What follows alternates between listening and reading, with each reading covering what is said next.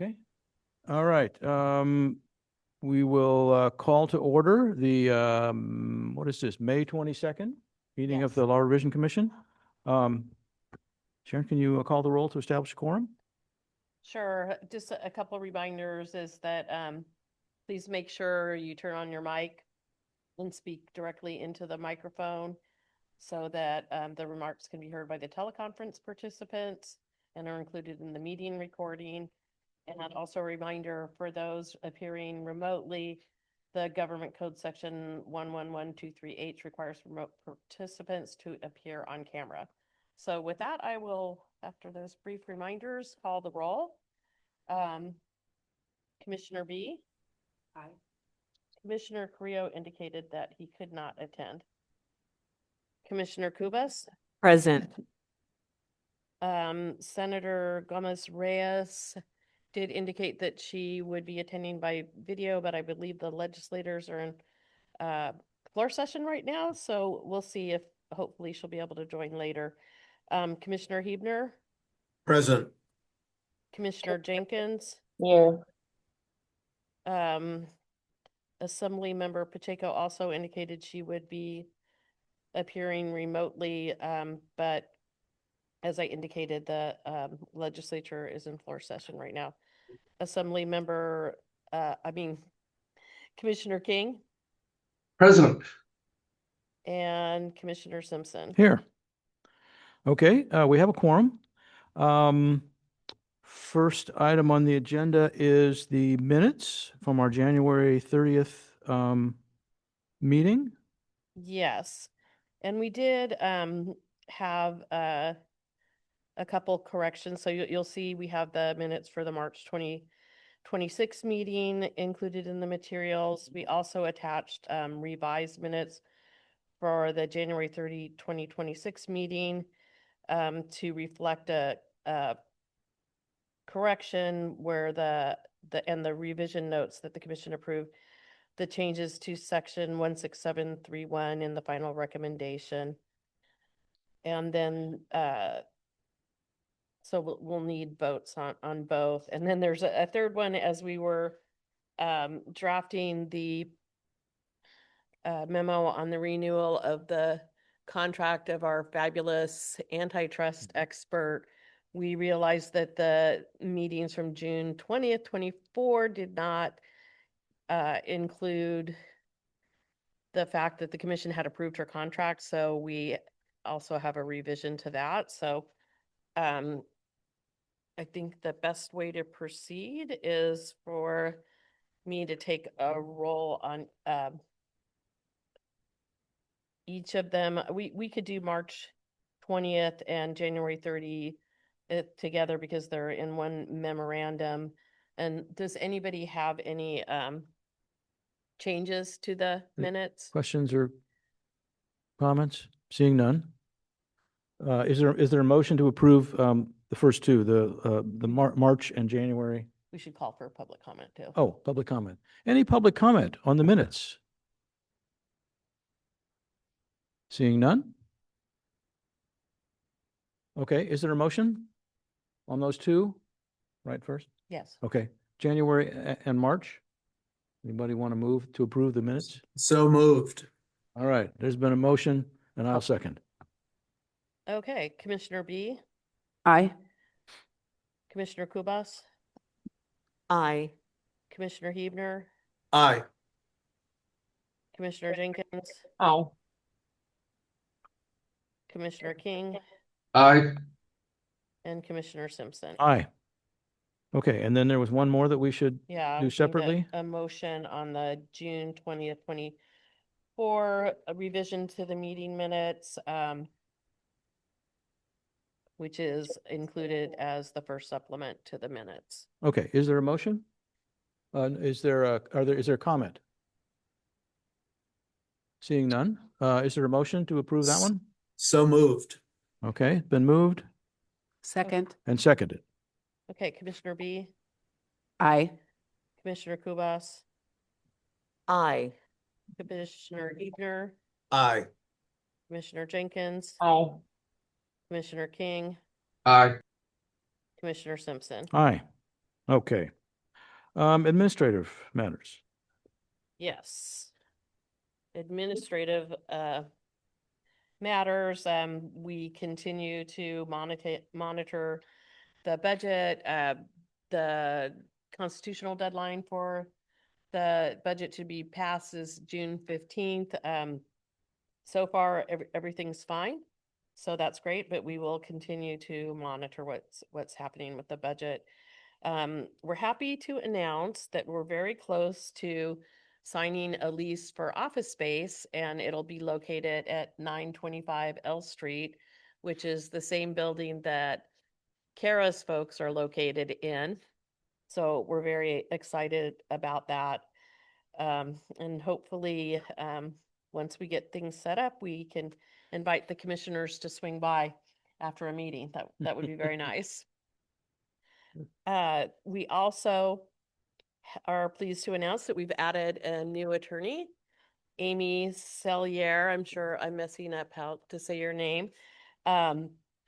She comes with a strong background in civil litigation, and she was also the technical editor for her law review, which is very helpful to the commission work because a lot of it is very detailed and, as you know, lots of site checking and stuff like that. So Amy, I would like to give you an opportunity to say a few words about yourself.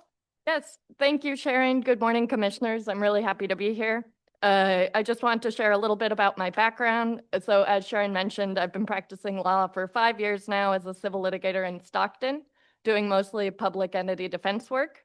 Before that, I attended McGeorge School of Law here in Sacramento. And as Sharon mentioned, also, I was a staff writer and then the chief technical editor. So she's right, I'm no stranger to footnotes and footnote conventions, and I hope that that will serve me well here in this role. During law school, I was also lucky enough to extern for the Honorable Judge Callahan, which was a really phenomenal experience with the Ninth Circuit. And I'm really thrilled to be here now and to join as a staff attorney. Thank you. So you're Stockton. Did you happen to know Pat Johnston? No, Oh, does not okay. ring a bell. Oh, former assembly member, former senator from down there. Oh, from Stockton. Yeah, Okay, good guy. very cool. Okay. Thank you. Welcome. Welcome. Thank you. The only other update is we have in the past talked about hoping to update our webpage to modernize it. That's still on the back burner. Right now, our focus is the new office space and obtaining furniture, which I think we're going to be looking for surplus furniture. We're trying to be as thrifty as possible. So we're just monitoring our budget very closely before we move on to expending any funds or entering a contract about our website. Okay. Okay, so All right. Next item is commissioner suggestions. Are there any commissioner suggestions related to things that we ought to pursue? Seeing none. 2026 legislative program? yes, so here to present the update. Our biennial resolution of authority has passed the assembly, and it was referred to the Senate Committee on Judiciary. A hearing has not yet been set. I would like to note, as is noted in the memo, that we have the resolution has 70 co-authors. It's a bipartisan group of legislators who have joined as co-authors. And I believe, based on the research I've done, that this is the first time we've seen something like that. So I think it's a testament to the respect of the work of the commission. Very cool. Any And questions? it passed unanimously out of the assembly. Yes, it did. Yeah, okay. Good to know. Are there any questions about ACR 168? Okay.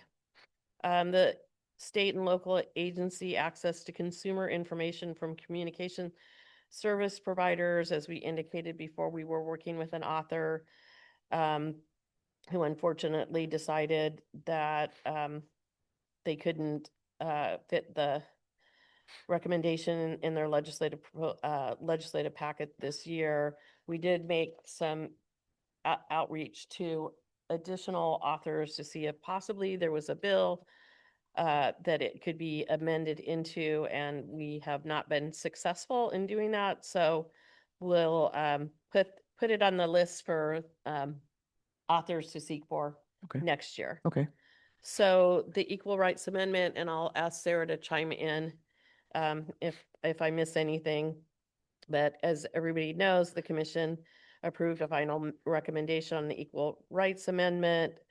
That is carried by Assembly Member Pacheco. And I failed to mention that Assembly Member Pacheco and Commissioner is also carrying ACR 168. Okay.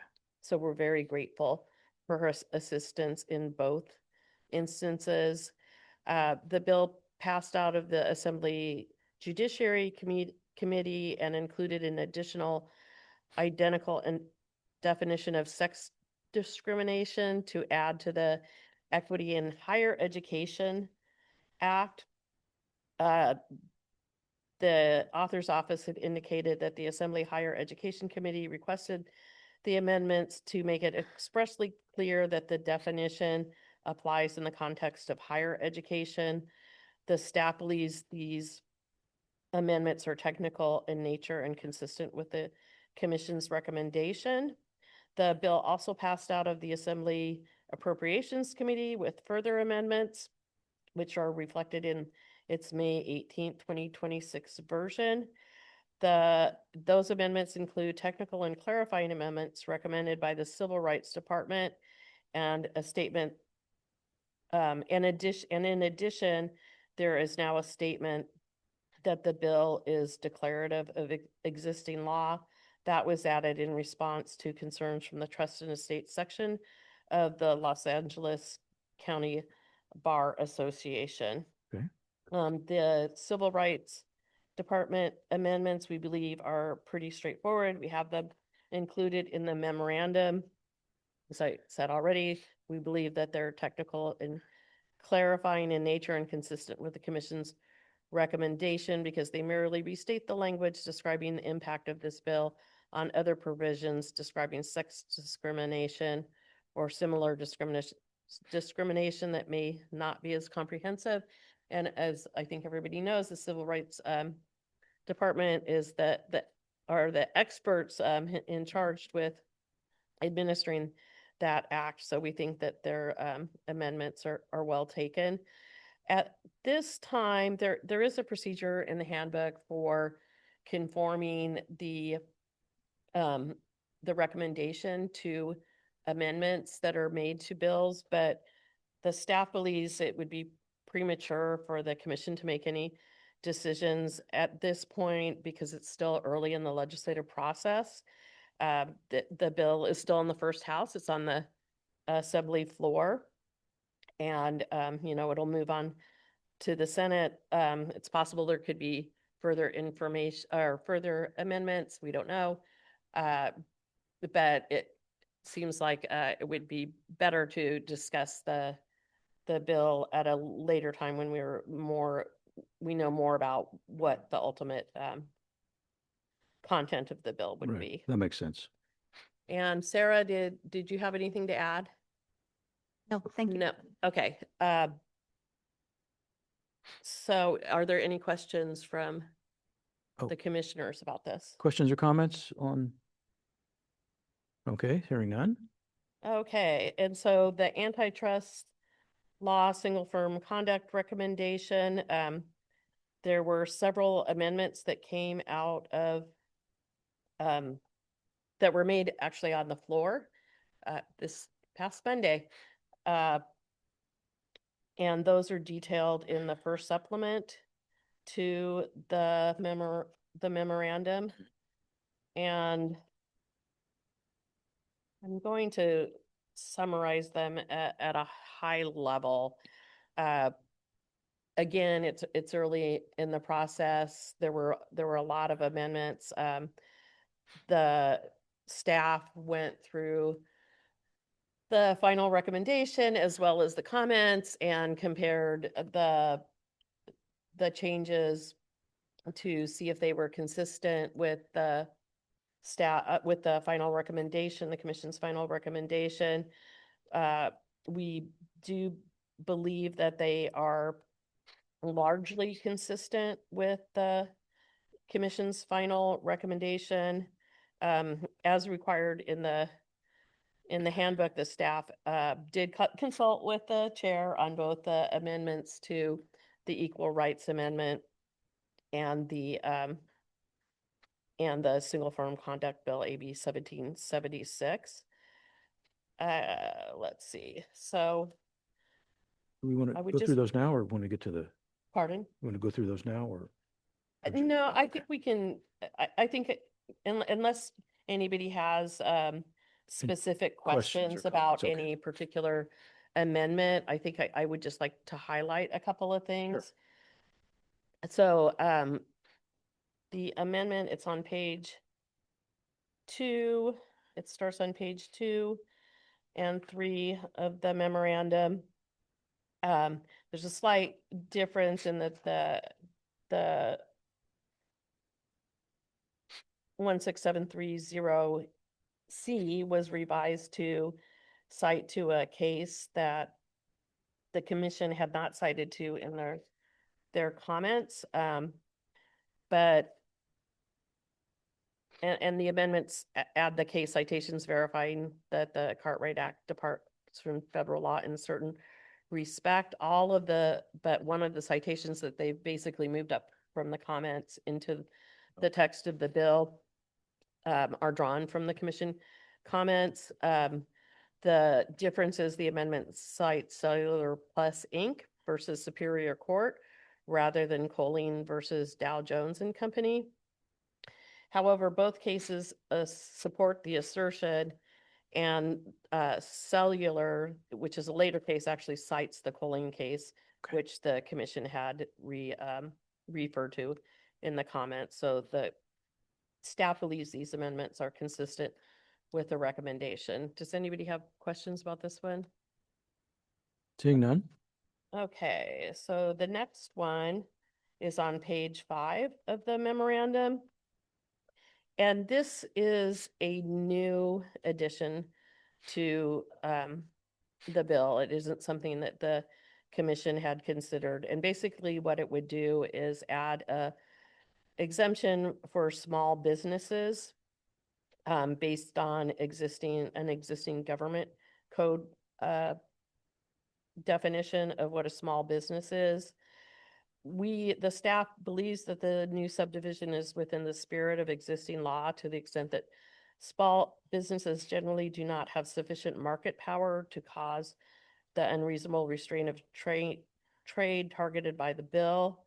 Current law requires proof of anti-competitive effects on the market, and this amendment establishes objective measures to exempt businesses whose conduct is unlikely to cause anti-competitive effects. In other words, they probably wouldn't be captured by the language anyway. Okay. And I think the author is trying to respond to concerns that we heard them in the Assembly Judiciary hearing, that somehow the language could capture small businesses if there wasn't some sort of express exemption. So Okay. the commission did not decide to create a separate antitrust structure for large firms. So there wasn't something like this in the recommendation. And I think that's because the commission believed that the language would not capture small businesses. And this just says that. Yeah, okay, this just makes that express. Okay. And so does anybody have any questions about this? None? Does anybody have any questions about the other amendments? Nope. Okay, so we will continue to keep you posted. I will say this is a high profile bill. The discussion in the legislature has been as robust as it was when the commission was considering the recommendation. So we will keep you posted and update you at the next meeting on what's going on with it. It is on the assembly floor. The assembly floor deadline, I'm gonna look at Kara, I think is next Friday. The House of Origin deadline is next Friday. Week from today. So we will know more soon. Okay, good. So do we need to call for, I have to look at my notes for weeks. I don't think we need I don't think we need public comment? Is there any public comment on the legislative program update? Nope, seeing none. Thank you. Okay, Okay, so I think we can move on to. you wanted to move is up, it 10? Oh, yes, I did. I wanted to move up the, antitrust consultant contract extension, since it's more Yeah. like administrative issue. yes. Anyway, So that is, memo 23? 20, yes, that is 22. memorandum 2622. And so basically it's what the commission has seen before. We just need permission from the commission or approval from the commission to extend Ms. Johnson's contract. Again, I think we all agree that she's been a very vital part of this process, and we appreciate her willingness to continue to work with us. We do indeed. We do indeed. Okay, is there a motion to approve the update of her contract? So moved. Been moved? Is there a second? Second. Moved and seconded. Okay, and are there any public comments? Oh, any public comments? Seeing none. Okay, Okay, Commissioner B, Aye. Commissioner Kubas, Aye. Commissioner Hebner, Aye. Commissioner Jenkins, Aye. Commissioner King, Aye. and Commissioner Simpson. aye. Thank you, and thank you for putting up with us. So I believe the next thing on the agenda is the recodification of toxic substances, That's not quite, which we can't, it's not. yeah, not quite 10:30. How about, can we We could move up. to- skip up to terminology related to persons with disabilities? Yes. Sarah? Okay, Sarah? That's a memo 2020 and a first supplement. Morning, Commissioners. I'm presenting memorandum 2620 related to Sarah, is persons your microphone on? with disabilities. If you can lean in better? a little bit more. Okay. To recap, the legislature asked the commission to recommend a term to replace the phrases dependent adult and dependent person throughout the codes with new terms describing these persons in a more respectful way. The directive further requested that these changes be made in a consistent and comprehensive manner that does not substantively change existing law. This memorandum provides an update on the staff's efforts to replace dependent adult or person with adult or person with a disability. While we were working on this memo, the Trusts and Estates section of the California Lawyers Association, and they're abbreviated TexCom, reached out to discuss this study. They later provided a letter which is attached to the memorandum stating they do not support changing the terms dependent adult or dependent person in the probate code or in the Elder Abuse and Dependent Adult Civil Protection Act and the Welfare and Institutions Code. In explaining their preferences, they take note of the varied definitions throughout the code, which include individuals who live independently and those who do not, and that changing anything risks a substantive change. So they don't have a replacement term, but they prefer things the way they are. The California Association of Health Facilities, the first supplement, also reached out echoing TexCom's concerns. And as a result, the staff is suggesting further outreach to the stakeholders listed to understand their concerns. Okay, and there are a number of additional organizations for outreach, a little broader outreach. More broad, yes, yes. Okay. I think the stakeholder group initially focused on the individuals most directly affected, and this is Yeah. sort of the first Yeah. thing out. And also attached is the staff's first pass at replacing those terms in the existing code. Each section had to be evaluated independently, and my very much thanks to Megan and Sharon who assisted in this. And you can see it's almost 300 pages, and we still have a couple more to toss in there. They each had to be evaluated independently, and some sections had to be amended more than others. So we don't feel comfortable with this as it is yet, and we certainly need to talk to the stakeholders, but this is going to be a comprehensive process. Right. And relatedly, actually, this is interesting, the Assembly Concurrent Resolution 206 was introduced just a couple weeks ago by Assembly Member Stephanie, and this relates to Elder and Dependent Abuse Awareness Month. I actually just called her office this morning. I'd meant to do so earlier. And this bill mentions the commission and the commission's study and was sponsored by the Commission on Aging. And they worked with the ARC, who was the sponsor of AB 1906, which requested our study. And one of the whereases in the resolution say the term dependent adult is an antiquated pejorative that does not reflect the independence and value that adults with disabilities possess. Usage of the term should be avoided and replaced with the term adults with disabilities to reflect this fact. So Okay. one vote in our favor. The bill is currently in Assembly rules, and we will follow that as well. Okay. Are there any questions or additional stakeholders the commission thinks? Yeah, Maria. Have you contacted the Institute on Aging in San Francisco? I don't know that they're on our list. I'll write that down. Okay. And then Legal Assistance for Seniors may have some feedback too. They're located in Oakland. Thanks. Okay. Any other comments or questions from commissioners? Seeing none. Any public comment on this matter?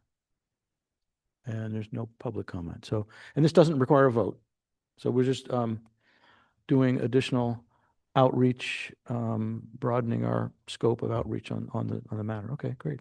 Thank you. Yeah, as we were going through the statutes, that really focused us in on how many different stakeholders. Yeah. Sorry, I didn't have the mic on. As we were going through the statutes, it really focused us in on how many different stakeholders could be impacted. Forms might need to be revised, websites might need to be revised, et cetera, et cetera. So we thought it was really prudent to understand what the impact could be. No, good insight. Okay. Now, the hour of 10:30 having arrived, let's move to item 4, the recodification of toxic substances statutes. Steve? Good morning, everyone. We have two memoranda on, as usual, or almost as usual, and study. Sorry, I will stay close. First is 2026-18. This memorandum presents ongoing cumulative draft that we're compiling. Often this memo doesn't require any decisions because it's primarily a reference material for commissioners and anyone else who's interested in the study to see our progress. This time is an exception because what we do each meeting is we also present a next portion memorandum, which we have again on the agenda today. And after those provisions are approved, the staff then puts it into the cumulative draft. Last time at our last commission meeting, when we presented the next portion provisions, there was a request to make some modification to several of the provisions, which we weren't going to make on the spot. So we studied that, and then we have now incorporated those provisions with the revisions into this cumulative draft. And so this time, this memorandum will require a decision by the commission to approve the revisions of those sections that we've put in there. The sections that were revised are identified in the memorandum. It's hard to do. And you can look to the draft and you can see in general, what was requested was that we delete language which indicated when the section became operative. And so that has generally been deleted. The request was specifically to do this only to the provisions that were presented at the last meeting. However, because of the request, we thought perhaps it would be appropriate to apply the same rationale to two provisions that had the same language, which had previously been presented to the commission in an earlier draft, and the commission had approved the language, and perhaps without even seeing the language. It's hard to say exactly, but in any event, we've proposed to make the same revision that we made to the provisions that were identified at the last meeting. And one other thing I will say on this point,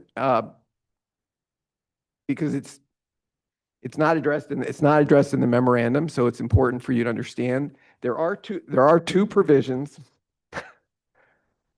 that, in addition to having language indicating that a provision became operative or will become operative on a specific date, the provision also had another date that was applicable to the provision. And we did not make the revision to those provisions. The two numbers are sections 84.355 and 84.360, because the understanding we had was that we were deleting only a solitary provision that said nothing except when the section would become operative. The rationale is, certainly it's up to the commission and they can make further direction, obviously, to us. But at least my thinking was that a provision that provides two different dates, one date, and we can, if you want to look at the section, we can look at, so the section language that I'm talking about says the section shall become operative on a certain date and applies to fees imposed, generated on or after another date. And it's all in one subdivision. And the thinking was that perhaps the relationship between the two dates would be important to continue, that was more substantive than simply a date which said when the section was operative. But certainly any comments or thoughts from the commission on those two provisions are welcome, because it's very likely we're going to see more provisions as we go through that are going to have operative dates. And so it would be helpful to know if there's sort of a through rationale for when we should be deleting these operative dates and when not. I can stop at this point and see if anyone has any comments on that. If you're fine with leaving those two provisions the way they are, that's certainly fine. And also I'll ask for any questions on the way we did the revisions to any of the other provisions as indicated in the draft. Okay, are there any thoughts or suggestions from commissioners on the, I guess, leaving in place sections that have two different dates? Like you said, that seems okay to me. But any questions from, yeah, Kara? Well, I would just say that sometimes these provisions can be very specific fact. I don't know, they're not fact specific, but they're, Yeah. Special drafted with different considerations in mind. So if there are, I don't know that it's possible to have sort of a standard way to handle them. And I would just recommend, if there are questions, that I think we have identified a deputy at Ledge Council who can assist. That might be a good approach if there's questions on how to handle, because I'm sure we've had to handle some of these issues Yeah. in the past. Yes, thank you, Kara. You did refer us to a deputy, and I think Steve and Sarah actually had a really productive meeting with her on several topics, and our intent is to consider to consult with her. Very, very helpful. Thank you. Okay, so would it be appropriate to Steve, to do a motion now on approving the cumulative draft? Yes, if there's no other No, questions, okay. then yeah, Any other questions or comments from commissioners about the cumulative draft? Any public comment? Seeing none? Okay, is there a motion then to approve the cumulative draft? So moved. All right, it's been moved, and is there a second? I'll second. Okay, I'm gonna call the roll. Yes, Commissioner B, Aye. Commissioner Kubas, Aye. Commissioner Hebner, Aye. Commissioner Jenkins, Hi, your mic's not on, Sharon. Commissioner King. Aye. Oh. Okay. I think, Sarah, my mic was not on. I will start over. Sorry about that, guys. Commissioner B, Aye. Commissioner Kubas, Aye. Commissioner Hebner, Aye. Commissioner Jenkins, Aye. Commissioner King, Aye. and Commissioner Simpson. Aye. All right, so now we have the next portion, memo 19. yes. 2026-19. Mm-hmm. So this, as I was explaining before, this memorandum again presents a new batch of provisions. We're calling these memos next portion provisions. And this is our first proposed recodification of provisions, which if approved would then be placed into the cumulative draft and then presented to you at the following meeting. These provisions are a little bit different from previous next portion provisions we presented because every other provision we've presented so far in this study, this part of the study anyway, have been provisions from Chapter 6.5 of Division 20 of the Health and Safety Code. For anyone who was here at the beginning of the study, the primary charge to the commission was to recodify Chapter 6.5 and Chapter 6.8 of Division 20. However, you can see the charge that we laid out on the first page of the memorandum. In addition to the provisions of those two chapters, the legislature also indicated that we should include related provisions in the recodification. These provisions are the first provisions that are related. At least we believe they're related, staff believes they're related, and the Department of Toxic Substances Control also felt the same way and requested that these provisions be included. But they are not in either Chapter 6.5 or Chapter 6.8. They are in another division, in fact, Division 38. It's kind of an interesting set of provisions because they don't appear on the Ledge Council website. They are enacted law, but they were part of the governor's reorganization plan of one of the plans. This one was in 1991, which authorizes the governor to propose a reorganization plan that has statutes, and if it's not rejected by the legislature, then becomes law. So when you look on where we usually look to see the statutes, you will not see these provisions. However, you can find them on Westlaw, and they are law. So I guess there's a couple things here. So one is if you approve these provisions, first, as usual, you need to look at how we propose to recodify the provision and make sure that the revision looks okay to you.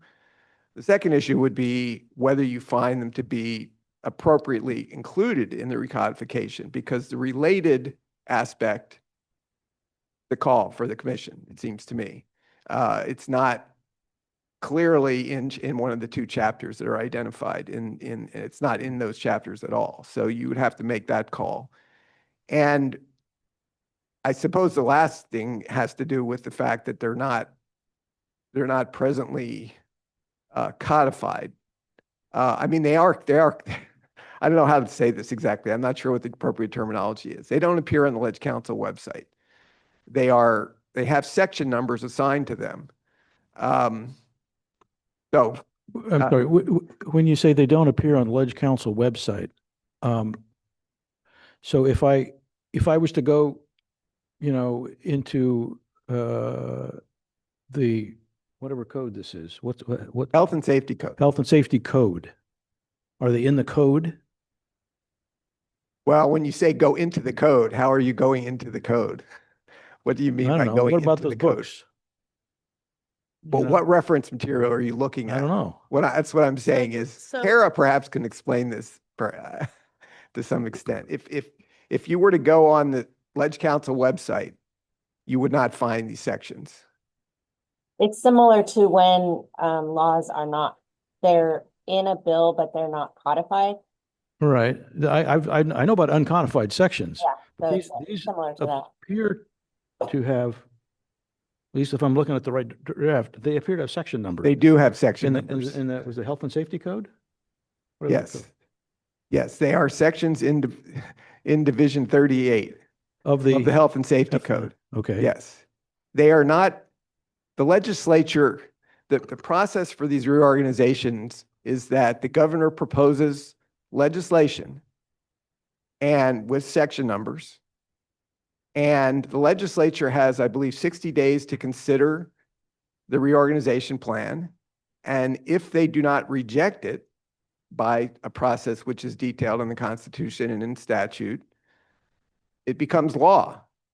And the reorganization plan becomes law. So as the governor's plan was to put these sections into Division 38, they're now law. Now the legislature can thereafter, and often does, enact the code sections the way the legislature enacts code sections, but they're not apparently required to.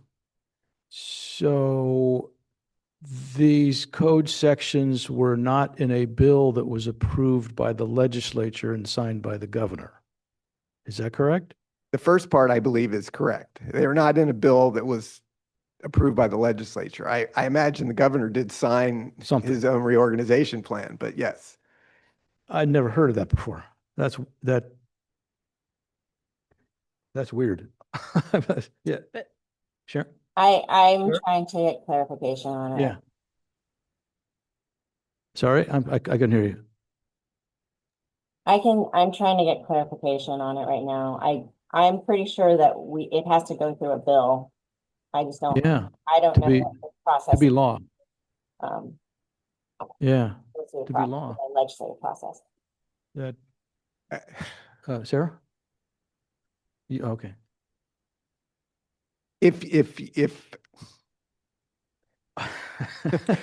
you would like, we can, without making any decisions on the language here, we can go through any questions anyone has. I believe you actually had a question about one of the sections one of the changes that we had made. And we could deal with that, or we could just pass this till the next meeting. I will do more research and present to you what the law is about this. I researched it, but I was not aware that it would be something that we would need to take up here, but that's fine. I'm happy to do that research and present Yeah, it. I'd like to have a little more, the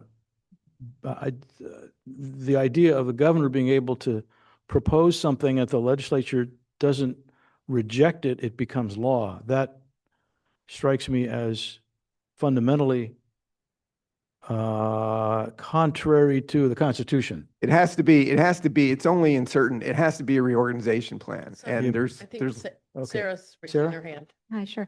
I have this information from the California Budget Center, and there's a state law that specifies the executive reorganization process. And first, the governor submits the plan to the Little Hoover Commission. And then after the Little Hoover Commission receives it, the governor may submit the plan to the legislature 30 days after. Each house of the legislature refers the plan to the appropriate committee for analysis and possible advisory recommendations to the full legislature. Within 30 days of the legislature receiving the plan, the Little Hoover Commission must report its findings, which are advisory, not binding to the legislature. and the Little Hoover Commission conducts public hearings during this period. On the 61st day after the legislature receives the plan becomes effective unless either house passes a resolution by majority vote rejecting the plan. The legislature can only approve or reject the plan. It cannot amend the plan.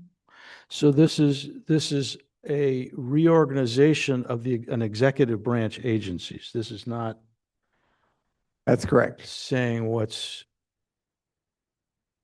legal and not legal. Well, the provisions do generally relate to reorganization, largely are transferring responsibilities from other departments to the Department of Toxic Substances Control. Okay. There could certainly be an issue. I suppose someone could challenge whether one of these provisions perhaps doesn't qualify as part of a reorganization plan. Well, I would like to know that. I would also, our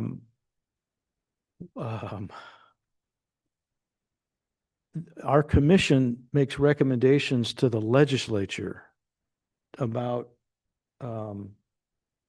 changes to state law. This doesn't sound like the kind of thing that we would do in the first place.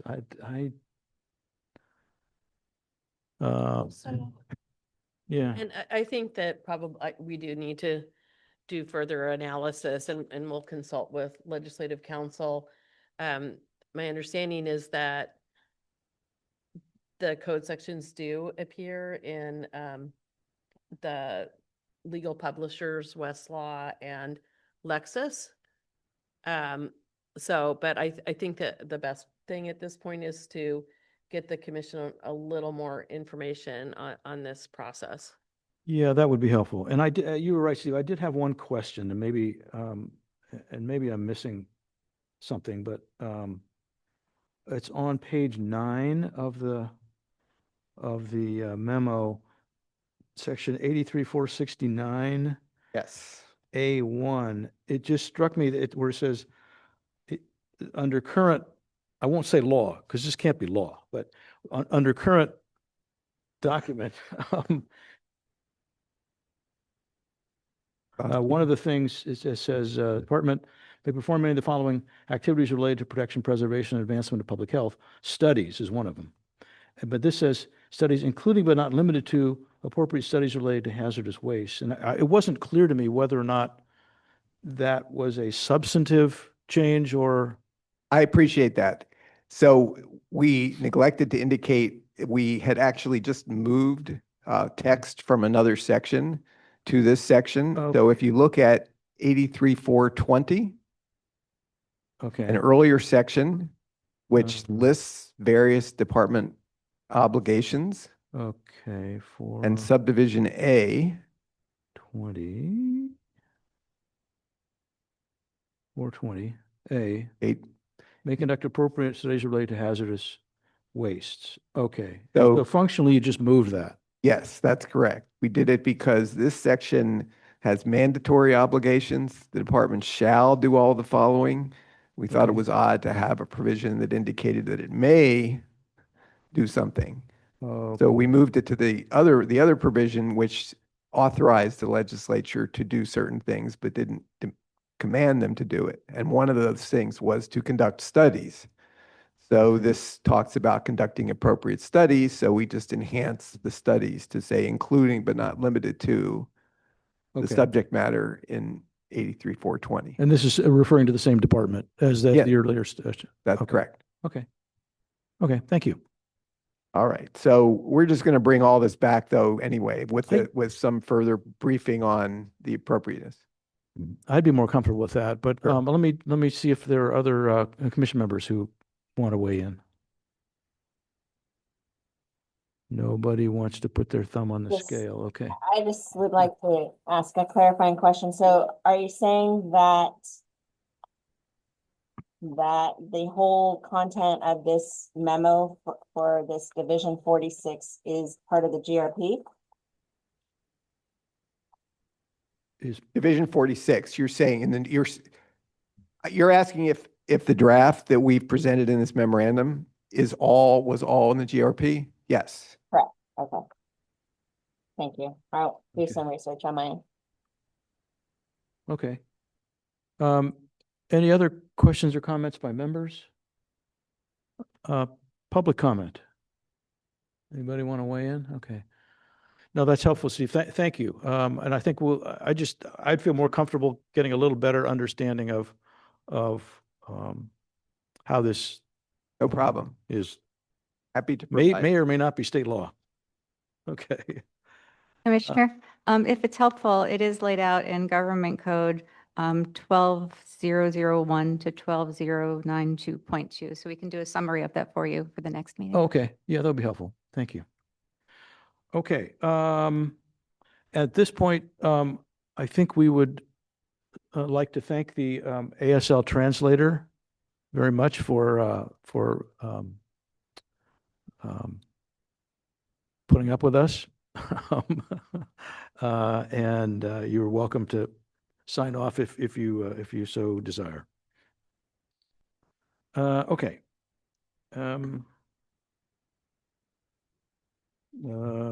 Civil discovery memo, item 7.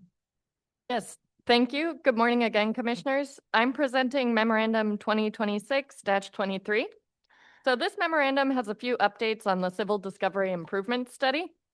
We have compiled a list of stakeholders to contact for feedback on AB 383 on how informal discovery conferences worked in practice, and that list is included as an exhibit to this memorandum.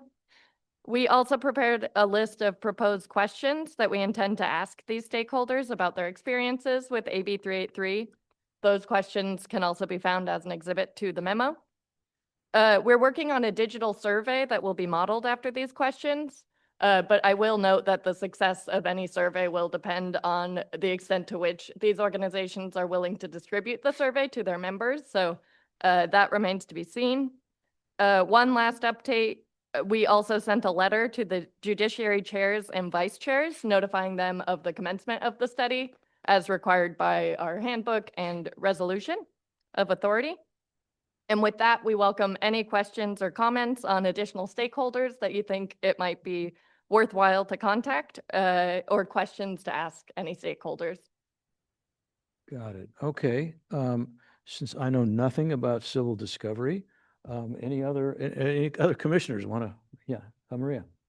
I had an idea for another question, Okay, wonderful. and it's to ask the folks who are answering if they have experienced a delay in getting their request scheduled for a hearing. Okay, yeah, that's a great question. Thanks. Thank you. Any other questions or thoughts or comments about this proposed structure for looking at civil discovery improvements? Seeing none, is there any public comments? No, okay. I guess in that case, thank you, and look forward to learning about what this is all about. Great, Okay. thank you. Thank you. All right. Okay, shall we dive into Yes, I think we're ready to mergers and move acquisitions? into mergers. I think what we had discussed earlier is we would go through the memo first and then break for lunch and then come back for public comments. I would note that I know that there's going to be at least some public comment, but it may be a little more limited because AB 1776, the single firm conduct legislation is up on the floor, and folks have been very focused on that. We didn't get any written public comments, which is a little bit unusual. Right.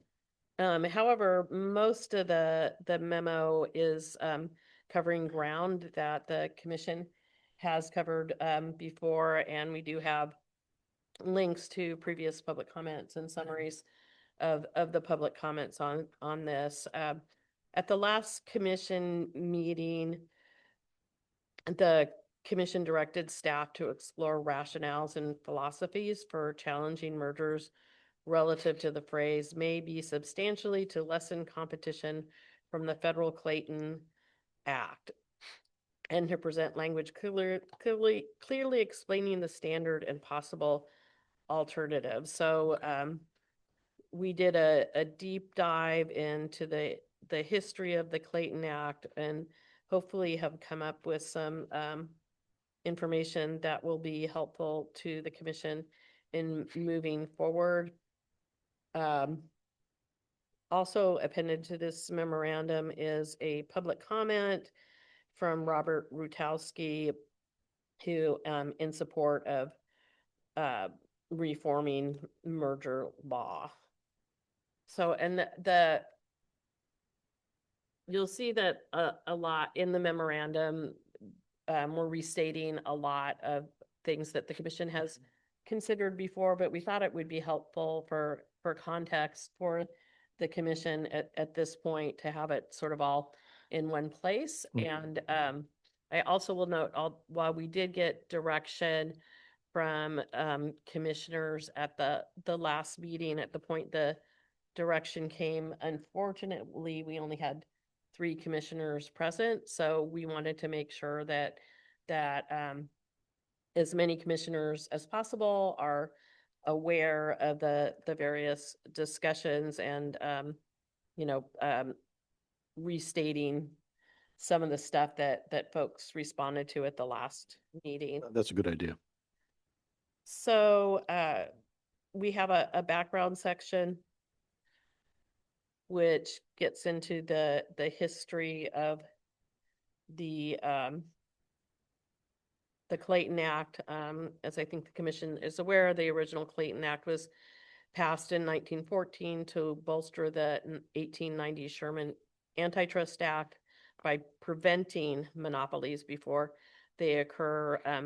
The word preventing is really important to the concept of may be to substantially lessen competition, because the idea is under the Clayton Act to stop, to prevent the monopolies. So we have some information about the original Clayton Act. The original Senate report said Can I go sorry. back in the it's on page 3, the last paragraph, in 1950 the Clayton Act was amended. What it did was change where the word substantially was in the phrase. It changed it from maybe to substantially lessen competition, and it changed it to maybe substantially to lessen competition. Yes. Okay. And that was understood to be a correction of a grammatical error. See, that doesn't strike me as a grammatical error at all. That, and maybe that's just me, but that, I think that Sarah and Cheryl can add to this conversation. because, okay, the original one may be to substantially lessen competition. That strikes me that the substantially applies, is a descriptor for the lessen competition. That's how much you're substantially lessening competition, as opposed to it changed to may be substantially to lessen competition. That applies the substantially to the may be clause. That means how likely it is that you're going to lessen competition, as opposed to how much the competition is going to be lessened. That's my interpretation of the change. Sarah, did you want to say something? Yes, I can't argue with that interpretation. In my research around this issue, the major change in the amendments was to include a portion of corporate assets. So the main reason was that they were strengthening the act to be able to capture more more merger activity. So I think the maybe to substantially was a lesser consideration. There wasn't a whole lot of dialogue around that in my research. I do think that the Senate report for the 1950 amendments specifically identifies this change as a grammatical one that was a split infinitive. And so they felt that the word change better captured the original and acceptable to a, but the Senate report says no. It sounds like an excuse to me, but that's, you know, 1950, that's before I was born. So they may, anyway, that's why I've been sort of going back and forth on, are you trying to describe how likely the lessening competition is, or are you trying to describe how bad the competition is lessened? And those are two different things, the probability and the magnitude. Both are Important, yeah. encompassed within the substantial. Yeah. Wherever you put the two has both parameters, Yeah. Okay. probability and quantity. Magnitude. Yeah. Okay. Thank you. I'm sorry. I didn't want to. Oh, no problem. That I was. Yeah, no, just a comment, Mr. Chair. I appreciate this fine tooth kind of scrutiny because this is an important topic. And I think it's very good for us to ask staff questions and have a clear understanding of what is meant in these Yeah. memos. So thank Yeah. you. Okay. Okay, so I think as Cheryl was explaining the Senate report to the 1950 amendments have further explanation about the intent to be prophylactic and require a future-looking prediction of a merger's probable future competitive effects. And one of the we have an excerpt from the Senate report that is relevant to our discussion that we'll have later when we're looking at proposed potential language. But one of the things that the Senate report noted is that the use of these words means that it would not apply to the mere possibility, but only to the reasonable probability of the prescribed effect. So Cheryl, did you have anything you wanted to add to that?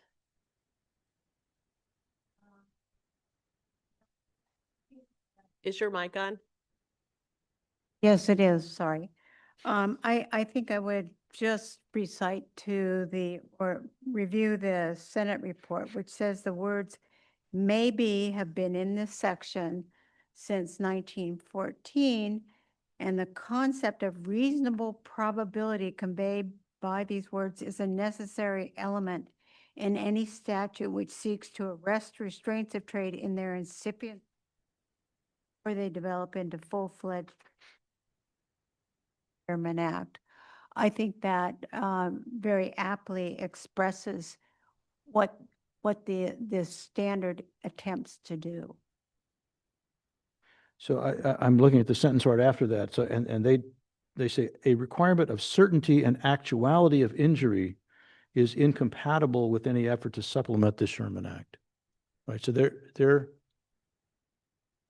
they're saying you don't have to be 100% sure that there's going to be a bad outcome, but a reasonable probability is what they're saying. Right, because we're looking at really predictions of Right. the possible anti-competitive effects of a merger that hasn't occurred. Right. So by definition, you're talking about probabilities. Right. And they're saying, if you waited until the competitive harm became an actuality, then you've defeated the whole purpose of trying to stop Right.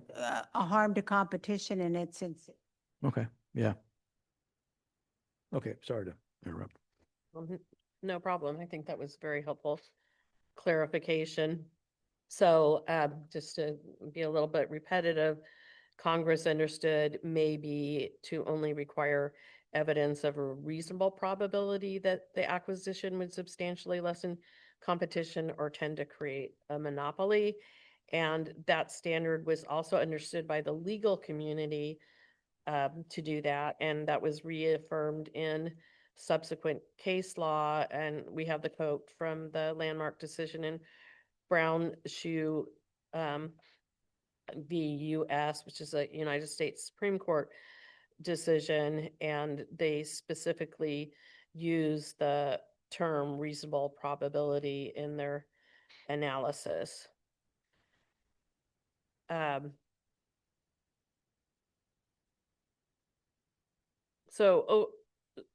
this has evolved over time. So while maybe does not require certainty about future harm from a merger, it does require some likelihood. And some cases interpreting maybe do say reasonable probability, but some have also interpreted it to require an appreciable danger or a reasonable likelihood of such effects. So there's a lot of different, I suppose, phrases to describe this. And Cheryl, did you have anything to add to that? Anything more on this portion? I think that when the statute was first interpreted in Brown Shoe and some of the cases in that era, the courts looked for reasonable probability, but when you had several decades following those cases, there was a feeling that we should let the market become more efficient. We shouldn't be stopping mergers for a number of reasons. And the courts would start requiring evidence of probable anti-competitive effect that was almost certain or likely or more probable than not, which is considered a higher standard than a reasonable probability. And we have a discussion of that evolution of case law during the portion of the memo that talks about the impact of the Chicago school on case law. So then taking a little divergence here, we also are restating the Philadelphia National Bank presumption. I think the commission is pretty familiar with this United States Supreme Court. We've talked about it several times, but just for reference, it recognized that mergers occurring in highly concentrated markets were inherently likely to have anti-competitive effects, and they were therefore illegal. And we do have a quote from the case. So they were focusing on things like a firm controlling an undue percentage share of the relevant market and resulting in a significant increase in the concentration of firms in the market. So it's inherently likely, again, using the term likely, to lessen competition substantially in the absence of evidence clearly showing that the merger is not likely to have anti-competitive effects.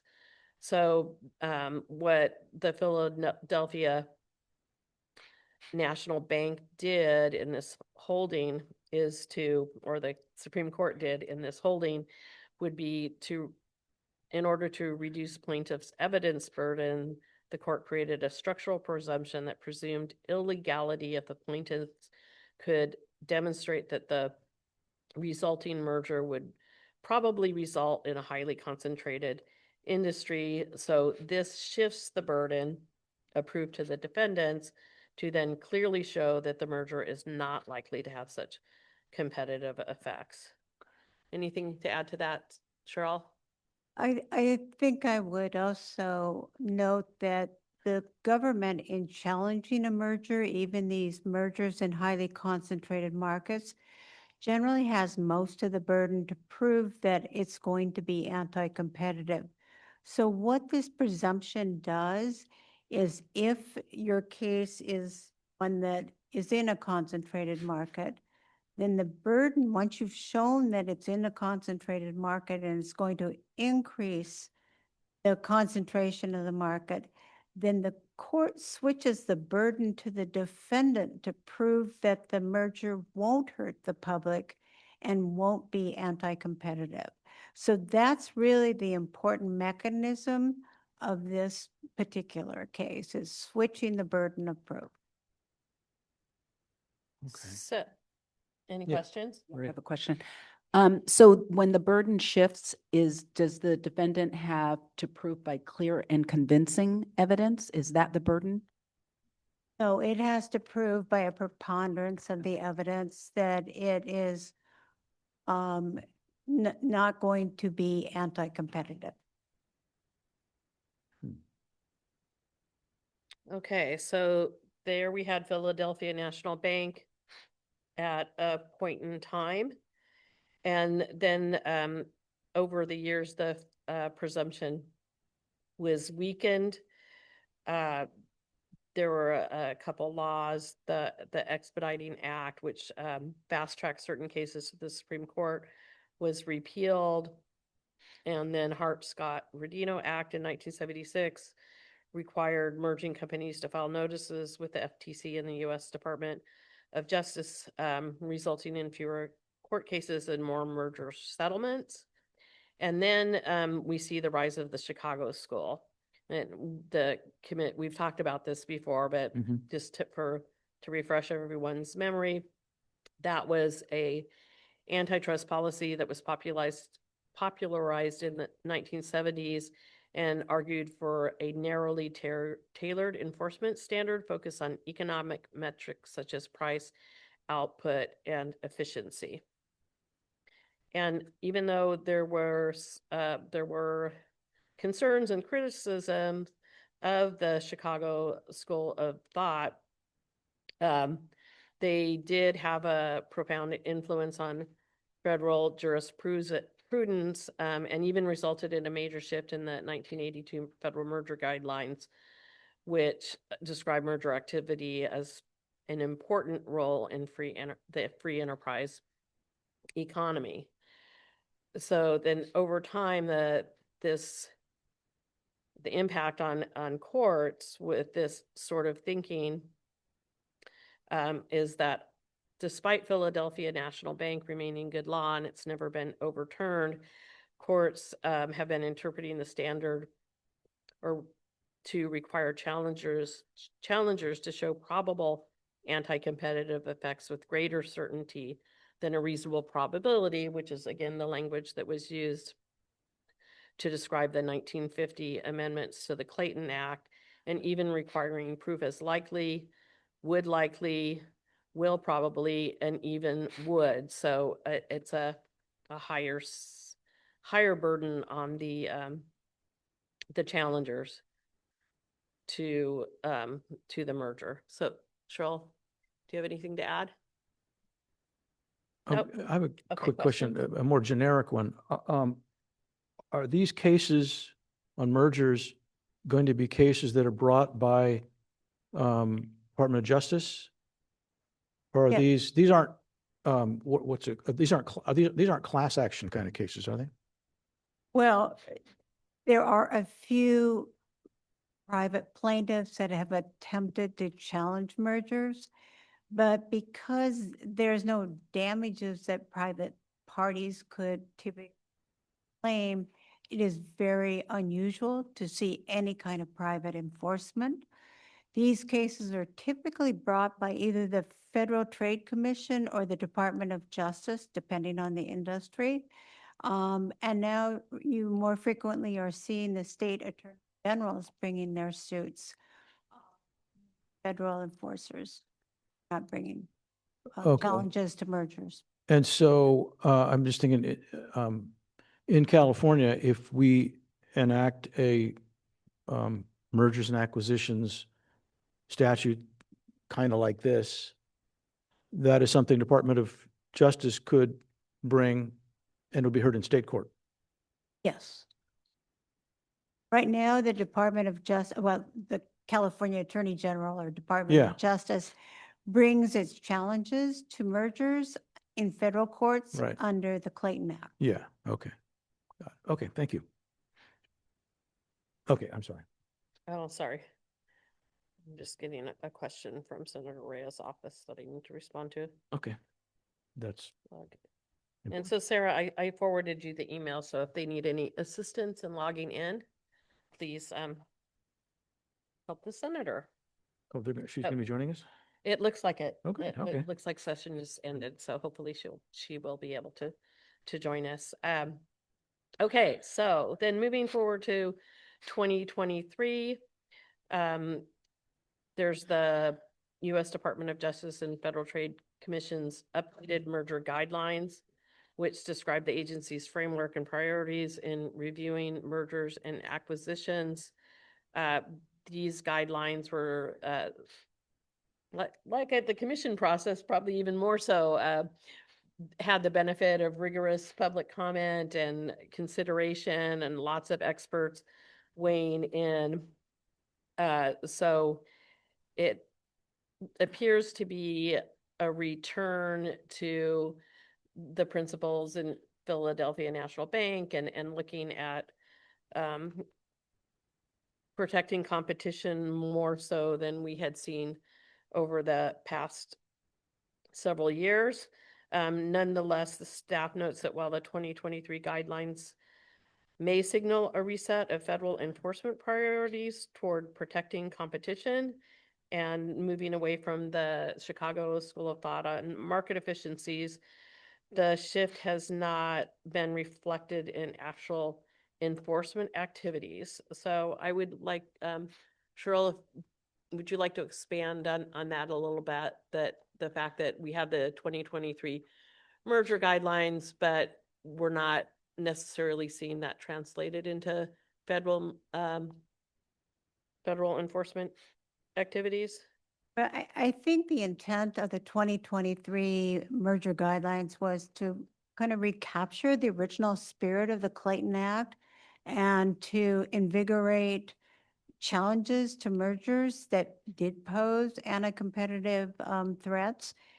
And we saw for years that there were like no challenges to vertical mergers because there was this Chicago school thinking that vertical mergers couldn't harm the economy. So the merger guidelines kind of updated the enforcement policies to be more robust and to recognize that predatory pricing can be a rational strategy, that vertical mergers can be harmful. And so it is a more updated guideline to what the enforcers are doing.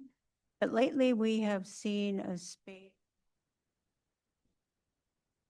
government has declined to settle a merger instead of challenge the merger. I think Hewlett Packard Juniper, which the state AG, which the federal government settled, and several Department of Justice people left the office as a result. But that is one that the state AGs are now settling in what's called the Tunney proceeding. Live Nation, we just saw the federal government settle very early on in a settlement that the state AGs thought did not settle, did not solve the competitive issues that we saw from that merger. We have another one, Nexstar Tegna, involving the largest owner of local broadcasting televisions that was merging with second largest. And the government decided to suddenly approve that. So the state AG brought an action, actually here, for Judge Nunley and got an injunction against that. The federal government did not step in. In the past, I think it would be fair to say that state AGs were not all that active in merger enforcement. That was typically the provenance of the federal government. Because these cases are very resource intensive, but the state AG much more active as federal enforcers, despite having the more robust 2023 merger guidelines, have kind of stepped back for various reasons. And the guidelines are just that, guidelines. They're not like, Captain Barbosa says, right? They're not rules exactly. They're more like what you'd call guidelines. Yes. Yes, they are guidelines. Yeah. And they are advisory. They do not carry the The weight of law. of law. And who produces the guidelines? I'm sorry, who? Who writes the guidelines? Where do they come from? The Department of Justice and Federal Trade Commission Okay. workshops and have all sorts of discovery, and after a lengthy process, drafts them with the input of a lot of the various industries and academics and experts. And how often do they do that? The last merger guidelines were 2010, but they get updated maybe every, Okay. sometimes more frequently, sometimes less frequently. Okay. We've had merger guidelines since 1982. Okay. Thank you. Okay. We ready to move on? Yep. Okay, so now that's the background and the additional research that the staff was directed to do at the last meeting. We hope it was helpful. Now we're moving on to the portion where we're going to be looking at potential draft language. Most of this language the commission has seen a couple of times. It's been tweaked in response to public comments at various times, et cetera. So what I'm thinking would be the most helpful is that we move through these to make sure the commission or to hear what the commission's desire is as far as including what we have here or not. However, I think it would be beneficial before the commission actually specifically directs the staff to hear if there's any public comment that might be relevant. So at this point, I'm going to walk folks through it and ask for questions. And I think we can return to the discussion of, yes, let's include this. The basic framework is what the commission believes that, or the staff believes that the commission has coalesced around before in previous meetings.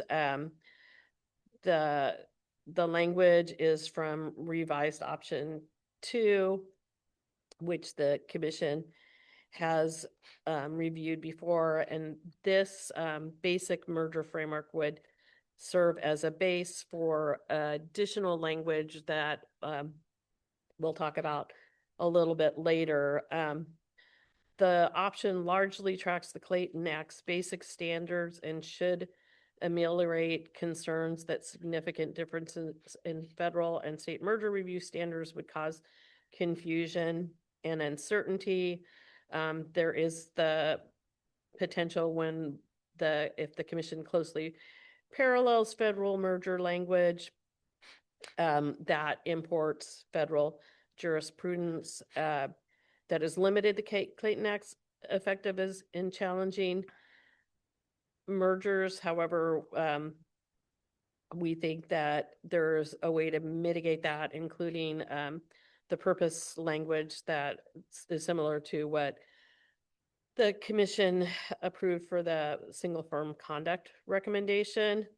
The option incorporates the recommendation from Professors Landy and Newman and Foreman, former FTC Commissioner Slaughter, to distinguish the second prong of the Clayton Act tend to monopoly. So that is what I believe A and B do. Let's see, the second, the option codifies the holding in Philadelphia National Bank, which you will see as subdivision C. And then the, we've talked about Philadelphia National Bank already, but if you have any questions, please let us know. The next thing it would do is set out in subdivision D that the 2023 merger guidelines produced by the U.S. Department of Justice and the Federal Trade Commission shall be considered persuasive authority and understood to complement and be harmonized with this section. And the subdivision E is sort of a, I guess I would refer to it as boilerplate that draws from the Clayton Act. So Cheryl, do you have anything to add to this? I would just say that section C represents the exemptions from the Clayton Act that are relevant to exemptions. But the Clayton Act language I've used in this framework. So are there any questions about the basic framework language? Cheryl, could you just repeat what you just said? I missed that. Yeah, a little closer to the mic, maybe. Okay, I was just talking about what section E does. Section E is basically the exemptions from the Clayton Act. And we have simply picked out those that would be appropriate to our use of the language in A and B. Okay. Any more questions? Seeing none? Okay. So again, the option does not require the guidelines to be followed, but but does require that they shall be considered persuasive authority. So that's guidance to courts. So I'll get back to the questions after we hear public comments. So the next thing that the commission has discussed previously is whether to incorporate the HHI standards that are set forth in the merger guidelines. My understanding is that courts have relied on the HHI index in over the years. That several courts have considered this, have used it to figure out whether there's problems. I believe Cheryl has told me that it's also appeared in previous iterations of the merger guidelines, but I believe this would be a revised version of it. The advantage of including something like this is that it would give greater certainty to the market and avoid prolonged and expensive litigation, interpreting the general terms in Philadelphia National Bank. So Philadelphia National Bank doesn't give this level of specificity in its holding. And as well as this language also adds language instructing how to rebut the presumption based on Philadelphia National Bank. And we have the discussion of that HHI is widely used and respected. The courts have used it over the years. And at this point, I would like to hear from Cheryl. I think it would be helpful for her to explain why including this in the language might be helpful to California. For those who are litigators, it's important to have some certainty about when a presumption is actually triggered. So we're talking about a small set of mergers that pose the greatest harm to competition, those in the concentrated markets. The courts and the economists all agree when you have rivals merging in a market where there's very few buyers and sellers and purchasers, that there is a great potential harm to competition. You're going to have higher prices, reduced consumer options, et cetera. So you have to figure out, okay, when does this presumption actually operate? The PNB, the Philadelphia National Bank, says the parties have an undue percentage of the market share, and the merger results in a significant increase in market concentration. Those are not specific terms. Those are very, very vague terms. And they give the parties a huge opening to conduct a trial about whether there is even a presumption. So you may have an entire trial about whether there is, quote, a significant increase in market concentration without some specific metric to kind of rein that in or make it more apparent. And the HHIs or the Hirschman, Herfindahl's, don't ask me to spell them, have been used since really the 1950s to measure how concentrated a market is. And don't ask me how it's calculated. You need an economist to calculate it, but the numbers basically look at the size and the diversity and of the companies that are in a firm, in an industry. And when you have a lot of participants in the market, you're going to have what, like 10,000. If there's just, oh, getting this reversed. So see, these market concentration statistics are well accepted by the economists, by the parties, by the enforcers. They've been used by, we find cases going back in the 60s that are talking about the HHIs. Sometimes they just refer to them as the concentration statistics to tell us whether you have a concentrated market. And the 2023 merger guidelines tell us that if you have HHIs of 1,800, you have a highly concentrated market. That has been the threshold to define highly concentrated markets since the merger guidelines in 1982. That has been consistent, except for 2010, in this wave of kind of greater deference to merger activity, that number was increased to 2,500. Now, back in 2023, the FTC and the Department of Justice, after years of study, said that based on their enforcement experience and what they were seeing in the economy, that it was best to restore the threshold for highly concentrated market to the original traditional used number of 1,800. So 1,800 basically has been a commonly accepted definition of a highly concentrated market, except for a short period of time after 2010. They also tell us that if you have an increase by the merger of 100 HHIs in the market, that is a significant increase in market concentration.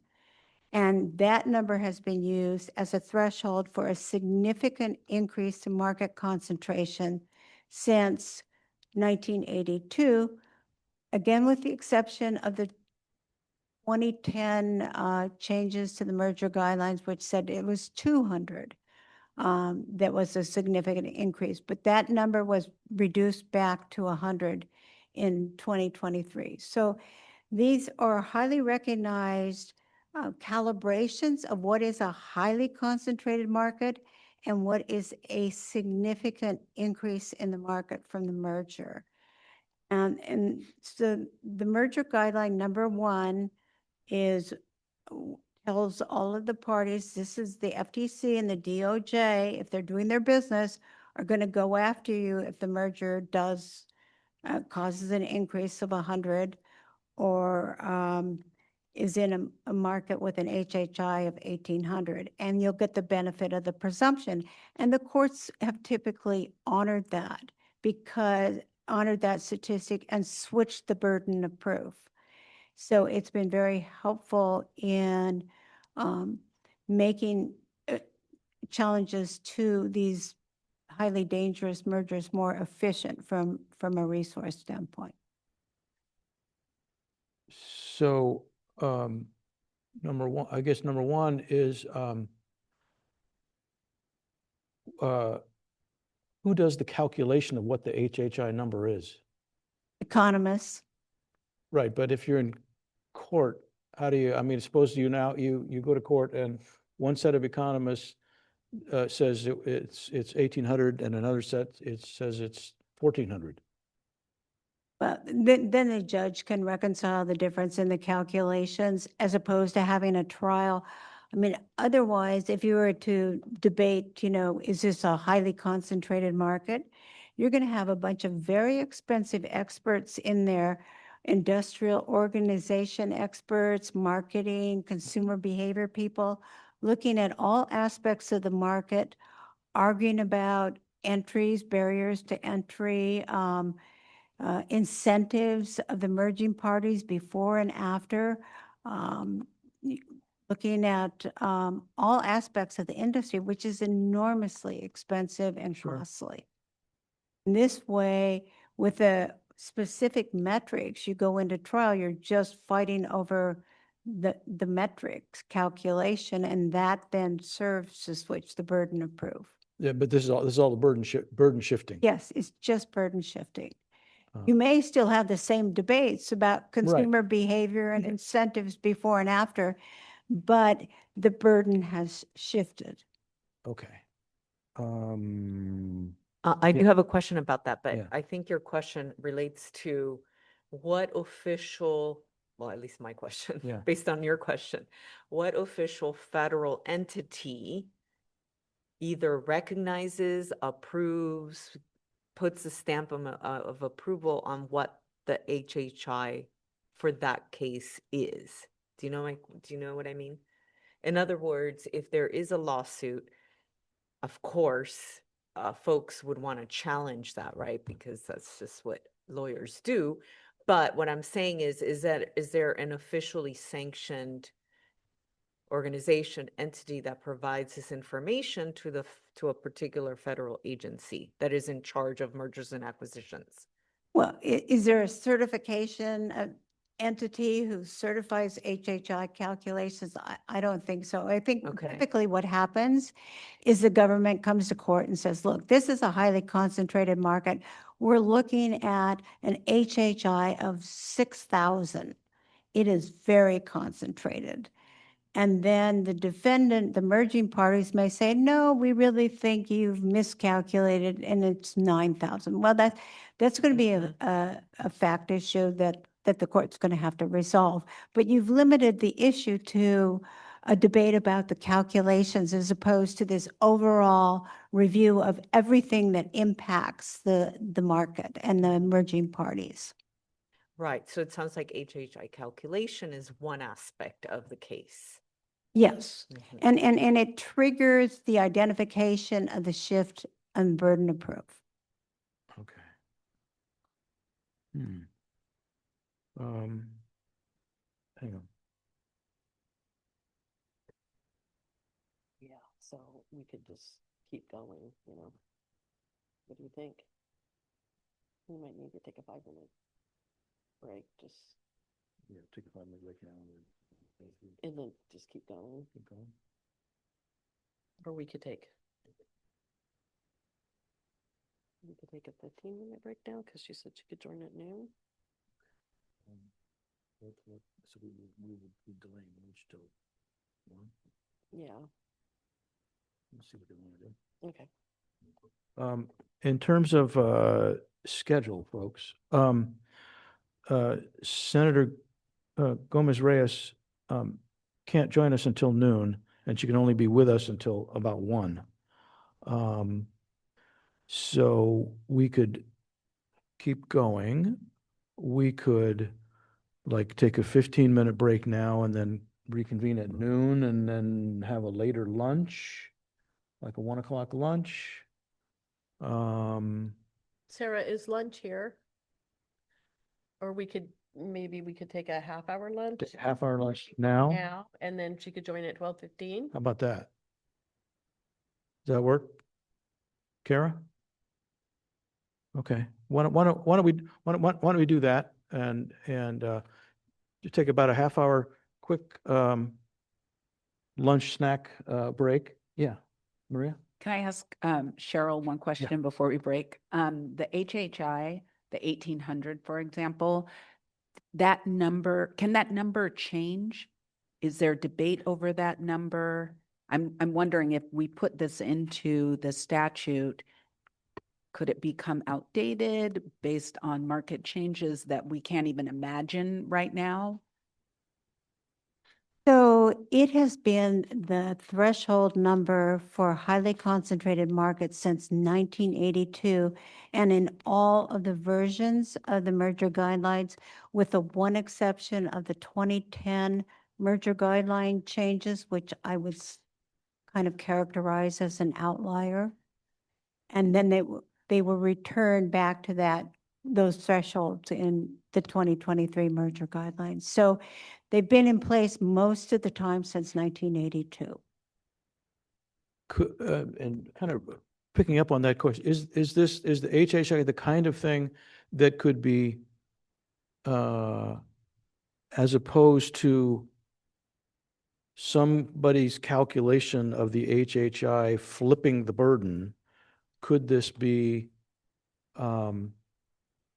advisory? Could this be, because like in the option 2, merger that may produce a firm controlling an undue share of the relevant market and results in a significant increase in concentration shall be deemed a less than. Is that something that could be, a court could look at, could use that, could choose not to use that based on other things that happen? It could be advisory, or does it need to be that number flips it? Well, you could, I mean, the first option says the merger guidelines are advisory. So you're basically saying the courts, you don't have to use them. So the defendants are going to say, hey, let's not use them. They made a decision that we don't have to use them. We should take a look at all of the factors in the marketplace and take a look at all the market participants and the consumers and have a little trial about whether you should shift the burden. Yeah. But that's very inefficient and very expensive. These experts who calculate the numbers and who talk about the markets have to crunch all of this data, and they cost millions of dollars. So the object here, and as expressed by the Supreme Court and the Philadelphia National Bank, they said, look, it's just, given how dangerous these mergers are, we don't think it's warranted that it warrants requiring the government to go through all this complicated data, and that we should shift the burden to the defendants to prove that their merger isn't going to hurt the public. Yeah, okay, all right, thank you. Okay, well, let me take a short lunch break and then come back about 12:15? I do have one Oh. update, sorry. Oh, yeah, that's okay. Apologize. On the GRP issue, my understanding, what I'm being told is that GRP 1 is currently operative, but the legislature still needs to codify it, which is likely to happen through the budget process this year.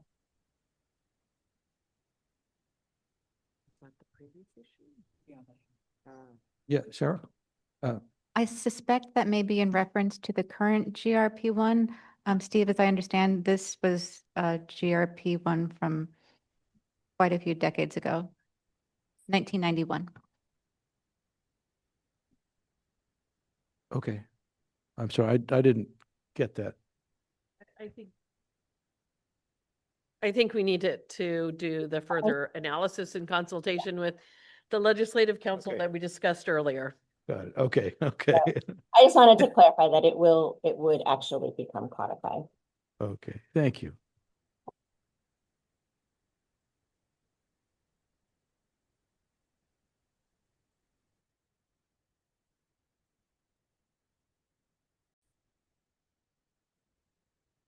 Okay.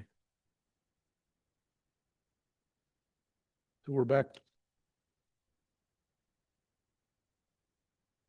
We're back in session? So we're back in session. We're back in session? Okay, and Victor is no longer with us. He's not feeling well. But, and Kara, I think, will not be with us as well. The legislature needs her for something. So we don't have a quorum at the moment. Huh? Yeah, I know. But anyway, so we're just back onto mergers. And we're gonna look at, So I think we ended at about page 15. And mhm. so I would like to point to public comment on the the 2023 guidelines and the using the HHI Okay, index. We have previously received several public comment support codifying this approach to the structural presumption in Philadelphia National Bank. However, others did oppose codifying using specific HHI metrics to measure market concentration, as they believed they would introduce rigidity and truncate the full-blown antitrust and market analysis required under the rule of reason test that produces a richness of data and information. So, and we also, I see California Life Sciences is here, so they might want to chime in on, they have concern that the standard poses unique risks for life sciences companies where the merger activity is predominantly pro-competitive.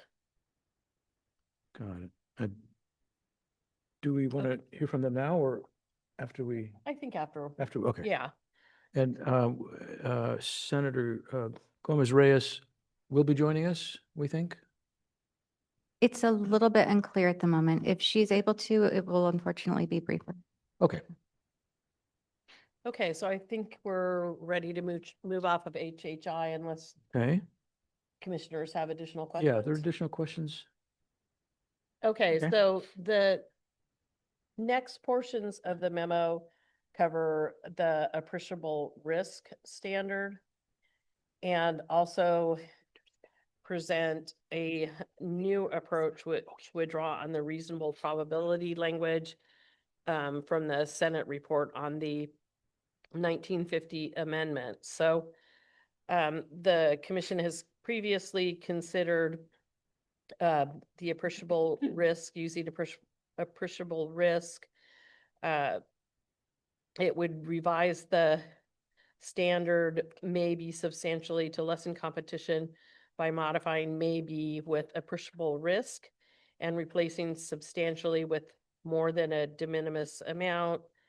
As the commission probably recalls, we did receive numerous public comments endorsing the appreciable risk as providing a necessary reset at the maybe substantially to lessen competition.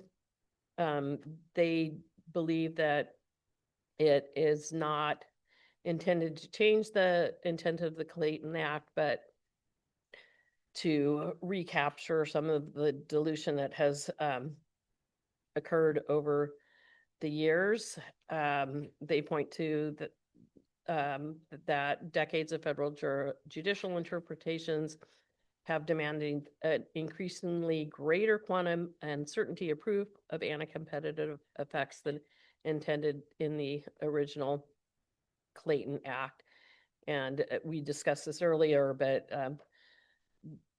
the case law is suggesting higher burden of proof, such as is likely to, will probably, or is almost substantially to lessen competition. On the other side,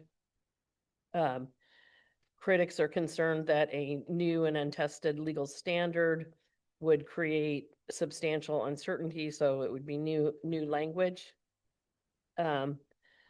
They are concerned that changing a familiar standard could come with significant risks and cause disruptions to businesses, and that there's already a solid base of jurisprudence on it. So unless there's. So some of our friends are for it and some of our friends are against it. Exactly, okay, yeah, and I mean, staff admits that that would be new language, and I don't know if Cheryl wanted to add anything to this portion. Well, I do think that this change addresses both the probability as well as the quantum of evidence. Unlike the reasonable probability suggestion that we have as an alternative. So do the commissioners have any questions? Yeah, any questions or comments from commissioners? Seeing none. So this would be an alternative, for example, for the appreciable risk is somewhat similar to reasonable probability, right? This is the likelihood of anti-competitive outcome. And it also has a more than a de minimis amount, which is the potential magnitude of the competitive harm. Yes? Correct, right? Cheryl? Right. So the commission asked that we explore some alternatives to Yeah, yeah. the appreciable risk.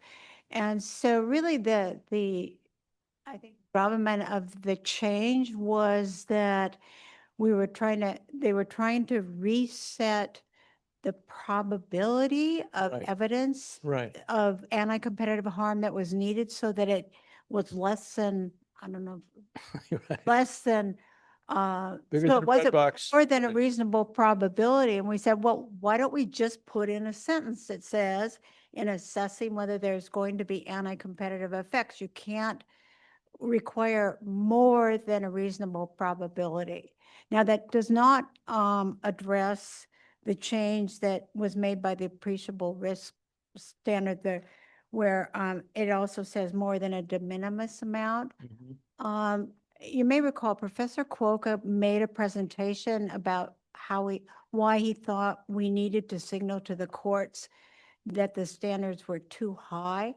And he was concerned, even if we got the standard fixed as to the probability of the anti-competitive effects, then the parties would just be litigating about the amount of evidence or the amount of harm that was needed. So he had proposed more than a de minimis amount. Got it. So Okay. the reasonable probability does not address that aspect. Not that the de minimis side yeah, it doesn't affect that. The reasonable probability is, well, we'll get to it. Okay. Sure. Yeah, so the reasonable probability language that Cheryl Yeah. helped us come up with, and Sarah first identified in her deep dive into the history of the Clayton Act is on page 18. And this language would be an alternative to the appreciable risk language. So the commission wouldn't decide to incorporate both. The benefit of this language is it's actually drawing on the Senate report analyzing the amendments. So it's not new. It's been used in cases. So we believe that it's a fair distillation of the intent in the Clayton Act. And So, and this would be a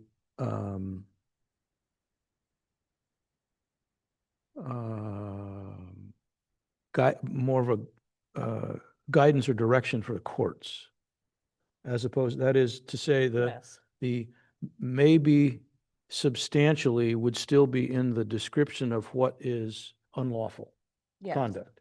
And this would then be, say, direction to the courts in adjudicating that. It's That they can Has- require more certainty Then a of reason, possible anti-competitive effects than a reasonable probability of the anti-competitive effects. okay. Okay. So are there more Yeah, questions? questions, or comments from commissioners about? Okay, Cheryl, did you have anything to add? Well, I would add that not only does this come directly from the Senate report for the 1950 amendments that Congress intended, that in evaluating probable anti-competitive effects, you looked at reasonable probability, but most of the courts have used the probability standard. Whether they've used it accurately or not is beside the point. Sure. I think it aligns with, more closely aligns with existing. okay. So because courts have used that, the concern about creating uncertainty would be somewhat mitigated. So mitigated to some degree. Yes, because we're not touching the standard. The Right. standard still is maybe maybe substantially Substantially. to lessen competition or tend to create a monopoly, which is the language used in the Clayton Act. This would be more guidance to how you determine whether or not is, okay. As opposed to guidance, I would say it's more of a direction not to require Yes, heightened evidence. okay, Maybe that's guidance. okay. Thank you. Okay, so moving on to the next portion, at the March 2026 meeting, the commission did direct staff to include a purpose statement for the merger statute, similar to what's in the single firm conduct recommendation, which will establish the independence of California merger laws. But we're presenting it again because, like I indicated earlier, unfortunately, only 3 commissioners were able to be present when this direction was made. I don't think I need to go through this in detail unless folks want me to. I think it's something that you all have seen before. Are there any questions about this? Any questions from commission members? Not seeing any, okay. And this would be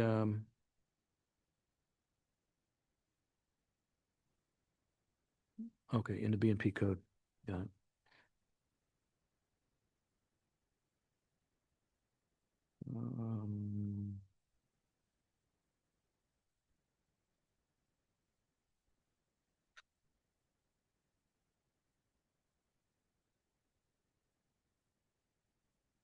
The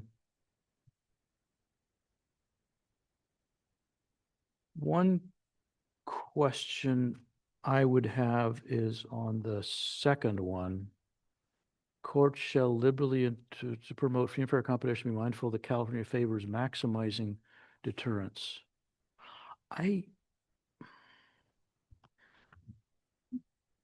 That I have questions. I don't know if I have questions about it, but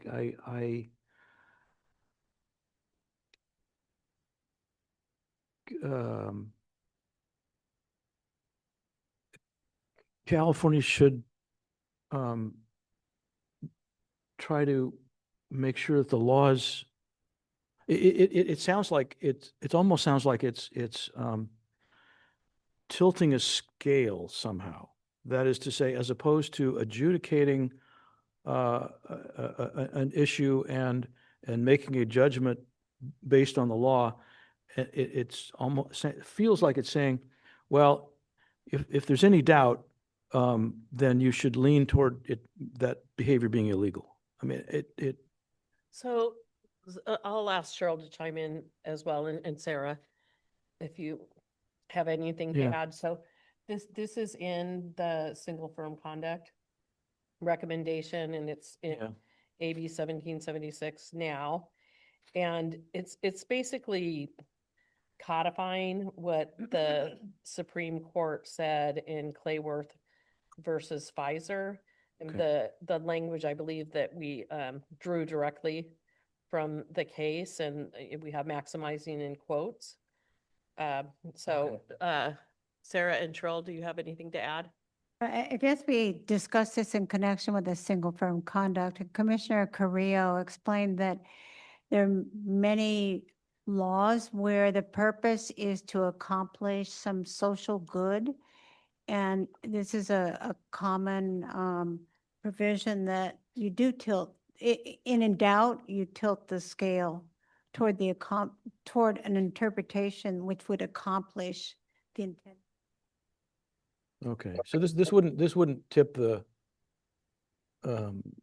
considering or not considering evidence, you would still make a judgment based on the evidence before you. Yes, In a court. absolutely. Yeah, okay. And it is existing law because it's in the California Supreme Court case. So I don't that's- think it's court decisions as law myself. but- no, that's why I thought I'd throw that in. Yeah, okay. So Legal precedent. Yeah, it is. it's, Yes. okay. All right, thank you. And also important to, if some of this is litigated in federal court, it's Mhm. direction that this is how you should be interpreting California law. Right, yes, I do. That is helpful. So that gets us through everything. Unless there's more questions, I think we can go to public comment and then Yeah. go back through and hear And- folks' thoughts about the various elements of that Okay, recommendation. so maybe double check. Any questions or comments from? Yes, my only question and comment is, I've appreciated how this whole time we've had robust public comment, we've had speakers, we've had letters. And I want to make sure that no one has been left out of providing public comments. Do you believe, Sharon, that we've had a really good outreach system where everyone that would like to weigh in has weighed in? I believe so. My thought was that I wouldn't ask the commission to make any decisions. This is the language. We just want to know what the commission wants in or out. And that we could come back in July with a memo that has, okay, this is the statute. This is what the commission thinks it should look like. That would provide another opportunity for public comment. As I indicated earlier, a lot of the same folks who are focusing on this portion of the study have been very busy with AB 1776 because it's, at the stage where it's set to move out of the first house. So I think if anybody's missing today, that they'll have that additional opportunity. Okay, thank you. Yeah, I concur with that. I think I think we could get some insight for how,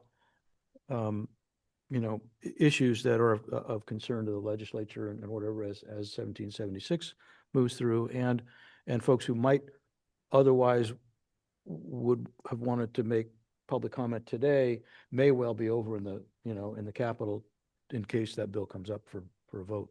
So I don't want to, I want to make sure that they have anybody who. Yeah, sure. And just to clarify, what I meant is throughout the whole process, right? We've had a very open and yeah. engaging outreach system process model. So I just want to highlight that because I think for me, that's been the most important part of our work is to ensure that all voices are heard.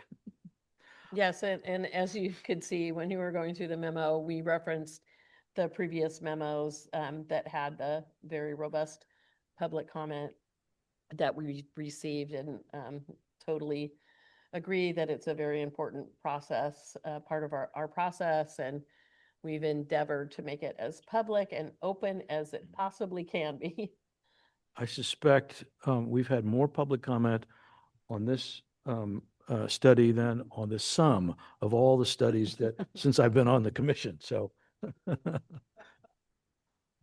anyway, should we go to public comment now? How about, should we do the folks in the room first? Yeah. Any?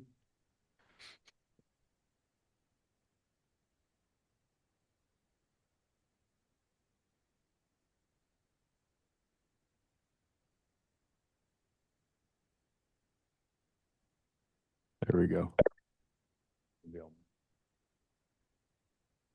Okay. Well, good afternoon, Commissioners. My name is Ben O'Brien. I serve as the Director of State Policy Analysis for California Life Sciences. On behalf of CLS, which represents over 1,300 pharmaceutical, biotechnology, medical technology, and academic research institutions across the state, all committed to advancing innovation and improving health outcomes for Californians. I rise today to express our significant and continued concerns with the Commission proposals to amend California's merger and acquisition laws. California already has robust tools to challenge problematic transactions through existing mechanisms under federal and state law. The California Attorney General has independent authority under the Clayton Act to sue to block a merger, and the 2023 federal merger guidelines provide a more aggressive analytical framework that could inform that litigation. SB 25, effective January 1st, 2027, further gives the Attorney General real-time access to federal HSR filings from covered California transactions. Together, these recent reforms and existing mechanisms provide meaningful oversight, and no demonstrated record of M&A-driven harm in the life sciences has emerged to justify going beyond them. Yet these proposals pose a significant threat to the entire life sciences ecosystem that is consistently delivering for patients. FDA drug approvals have risen from roughly 25 per year in the 2000s to approximately 50 per year in 2018, with new drug applications also increasing over the last decade compared to the previous one. California life sciences companies developing drugs that cost more than $2.5 billion on average to bring to market, with a nearly 90% failure rate, rely on M&A to secure capital, expertise, and infrastructure necessary to advance these therapies through development and regulatory approval. This is especially critical for early-stage biotech startups, which often depend on strategic partnerships or acquisition pathways to attract venture investment and translate promising discoveries into viable treatments for patients. These transactions are not driven by financial and these transactions are driven by financial and scientific realities of bringing innovative therapies to market, not efforts to stifle competition. Introducing regulatory uncertainty into these transactions that are overwhelmingly pro-competitive risks breakdown of the investment and collaboration necessary to sustain this pipeline of innovation and development of future treatments. We believe that codifying in state law presumptions of illegality driven solely by market share thresholds or HHI calculations neither reflect nor account for the realities of life science markets, and in the hands of an uninformed court could be misapplied. Treating consolidation in inherently concentrated or emerging markets like rare disease or cell and gene therapy development as presumptively harmful ignores the scientific and economic realities of how these treatments reach patients. We also would like to comment that we have some concerns or serious concerns around this potential appreciable risk standard. As we agree, this is an untested standard without guiding case law. And again, would just note that these vague standards don't just create legal risk for parties in a given transaction, they could generate systemic uncertainty that, particularly in our sector, risks redirecting venture capital and strategic investments to more predictable jurisdictions. Lastly, we just want to note, again, California's current regulatory environment has helped create a thriving, competitive, and collaborative life sciences ecosystem that has consistently delivered innovative treatments for patients around the world. The merger options presented today risk undermining this success. And I'll just note, as a majority of the Commission's own M&A expert working group has commented, consistency with federal merger law is of primary importance. Consumers and businesses do not benefit from a collection of fragmented statutes. We urge you to let that principle guide your option development. Again, I thank you for the opportunity to comment, and then I know we will be submitting kind of a more fulsome letter addressing some of the specific areas and how we feel they could, better maybe address some of our concerns and come to a consensus. So thank you. Thank you. Any questions or comments for the presenter? Seeing none, thank you.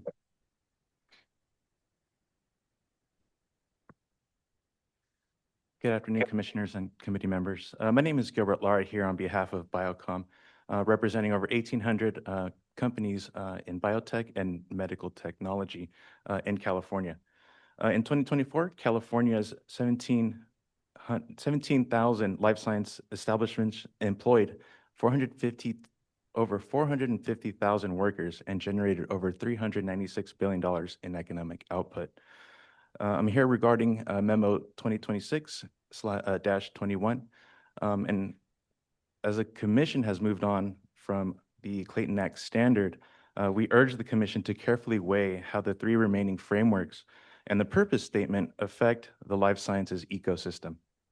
The benefits of the life sciences M&A or mergers and acquisitions process are well documented.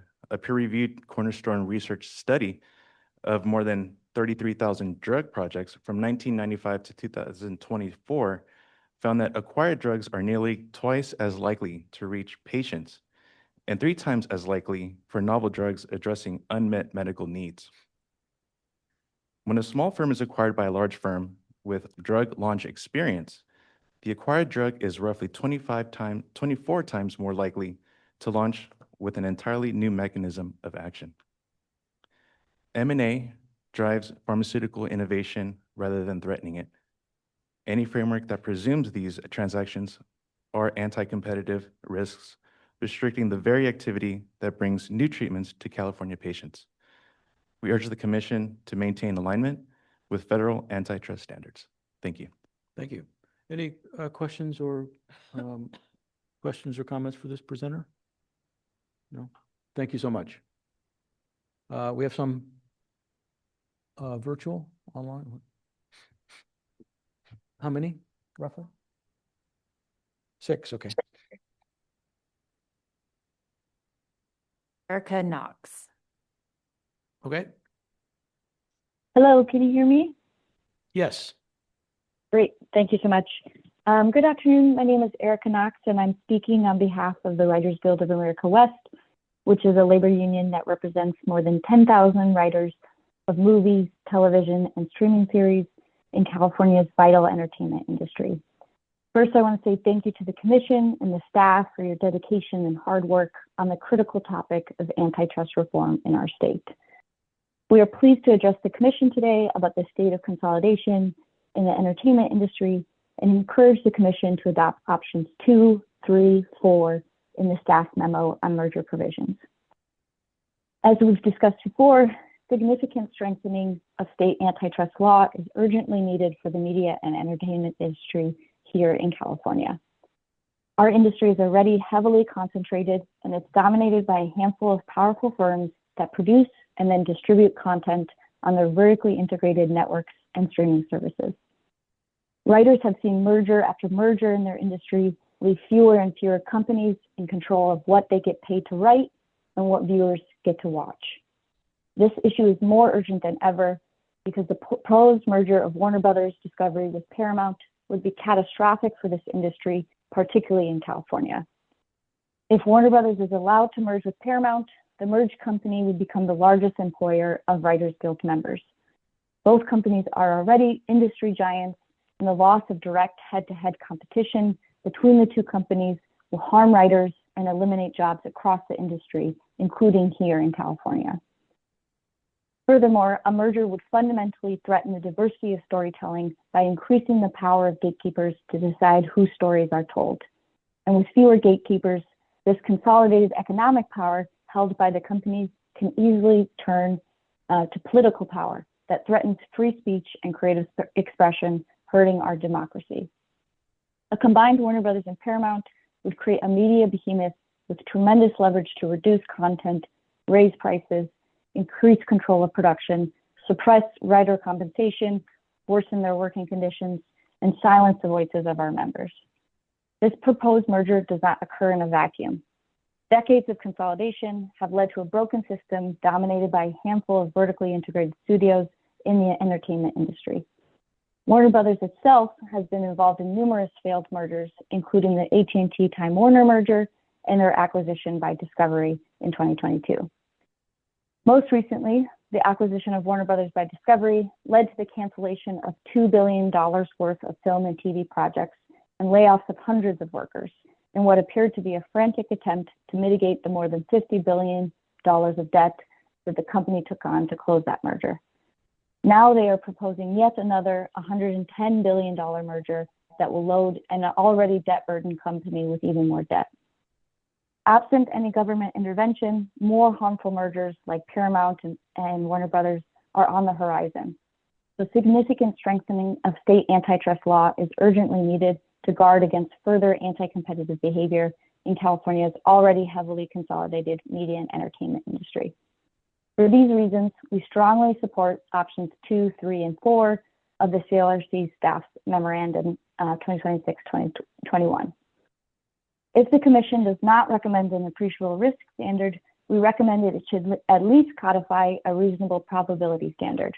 These are discretionary terms, and the Commission must make clear in its intent to stop the trend of consolidation before it results in entrenched market power.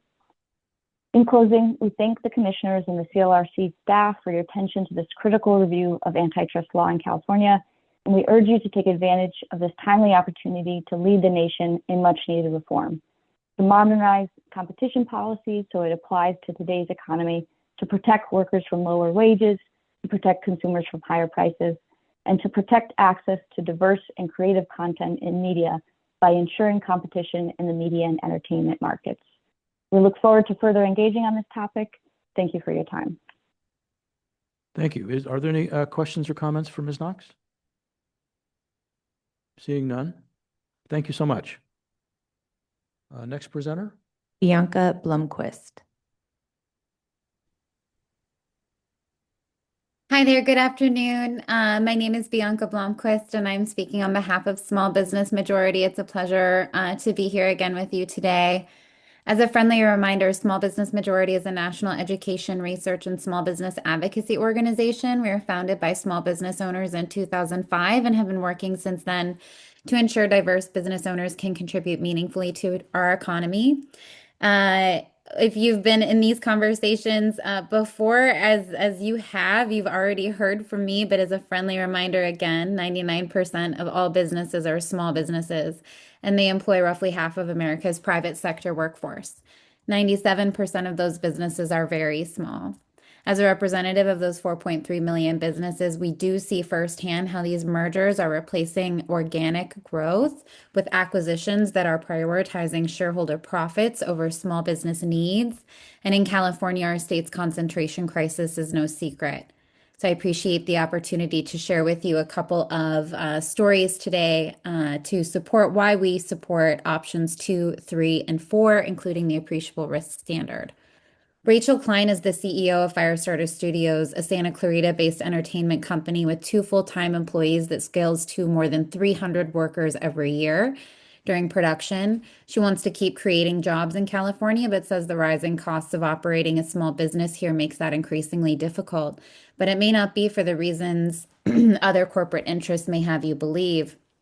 Rachel explained that mergers and acquisitions, quote, mergers and acquisitions continue to consolidate control over production, distribution, and financing into fewer companies like Amazon and Netflix. As a result, entire local ecosystems like Los Angeles are being hollowed out. Ted Milner, the owner of Executive Temps in Burbank, has provided staffing services to media conglomerates for over 40 years and has been fighting against the rising tide of big money and monopolistic practices in the entertainment contracting space. Ted's story is a testament to the challenges that they face when trying to compete. Quote, because I'm a small business, when working with large companies like Warner Brothers, I'm required to set up payments through third-party vendors, but I'm also required to pay annual fees that increase every year to thousands of dollars, plus a percentage of every invoice. We are paying them for services, however, that we are not receiving, and we're not receiving the payments that are owed to us. Rachel, Ted, and many other small business owners believe there's enough room in the industry for everyone to succeed, but unchecked consolidation leads to monopolistic or duopoly controls that impacts the entire pipeline, squeezing independent studios before they're even given a true chance to grow and innovate. Both Ted, Rachel, and myself at Small Business Majority and the 85,000 small business owners we represent urge you to move forward with the recommendations before you today. Again, options 2, 3, and 4, and the appreciable risk standard. Thank you for your time. Thank you so much. Any questions or comments for Ms. Blomquist? Seeing none, thank you. Next. Marie Lopez. Okay.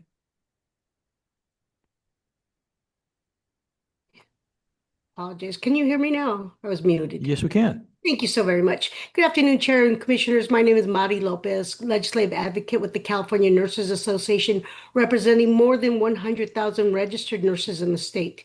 We appreciate the work of the Commission to update the state's antitrust laws, and we are here in strong support of options 2, 3, and 4.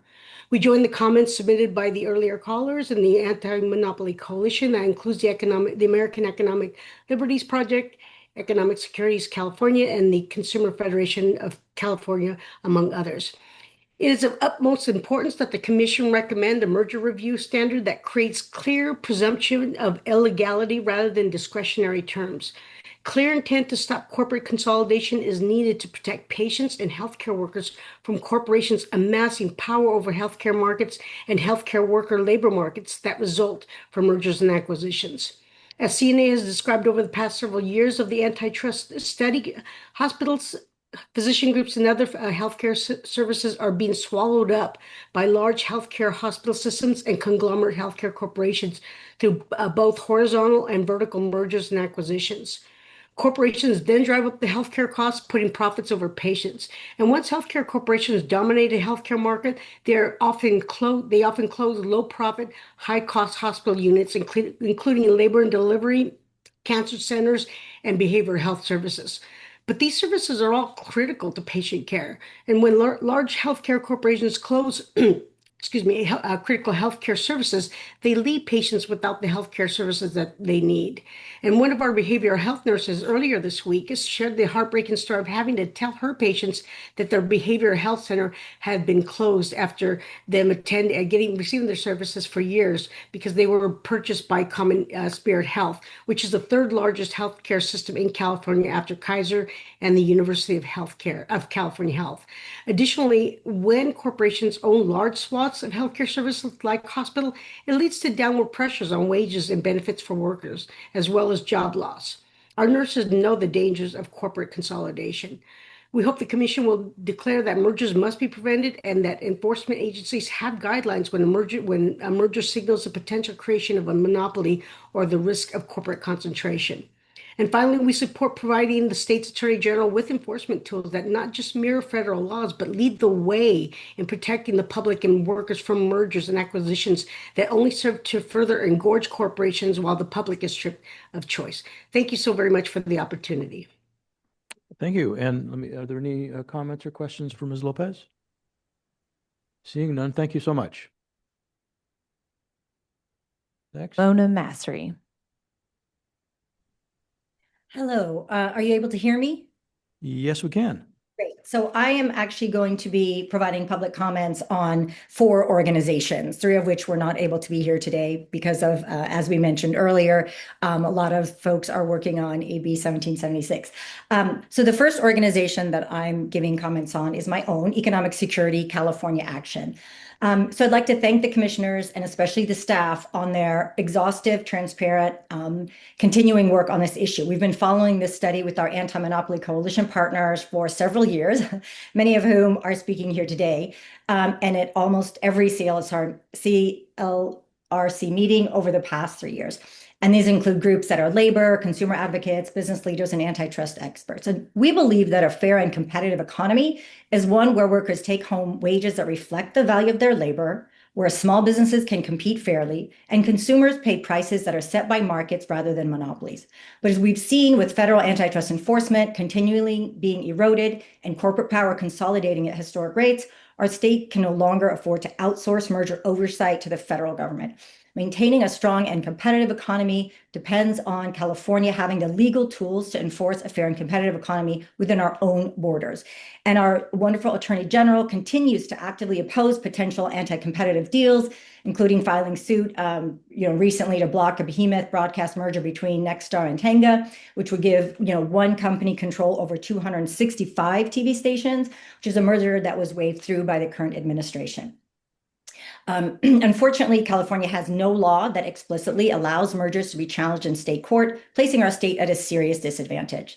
And although Attorney General is stepping up to protect Californians against a compromised federal administration, he can only do so in federal court. So we've heard in previous meetings from several experts that we cannot and should not rely on federal courts given this administration. So the AG's office must be given the tools to effectively act in state court as well. So we strongly encourage the adoption of options 2, 3, and 4, and we would appreciate the appreciable risk standard because we know that the law works best when they stop concentration before it becomes entrenched, which is what that standard does. However, if that standard is not adopted, we strongly recommend codifying the reasonable probability of anti-competitive effects standard, which is equally rooted in congressional reports, informing federal statutes, and reflected in Supreme Court case law. Either standard would make clear the Commission's intent to stop the trend toward consolidation before it results in entrenched market power. So adopting options 2, 3, and 4 would enshrine longstanding best practices in California state law and give the state the tools it needs to prevent anti-competitive acquisitions while strengthening enforceability and predictability of the law for small businesses, workers, and consumers across California. So we strongly urge you to approve these recommendations, even though there won't be a vote today.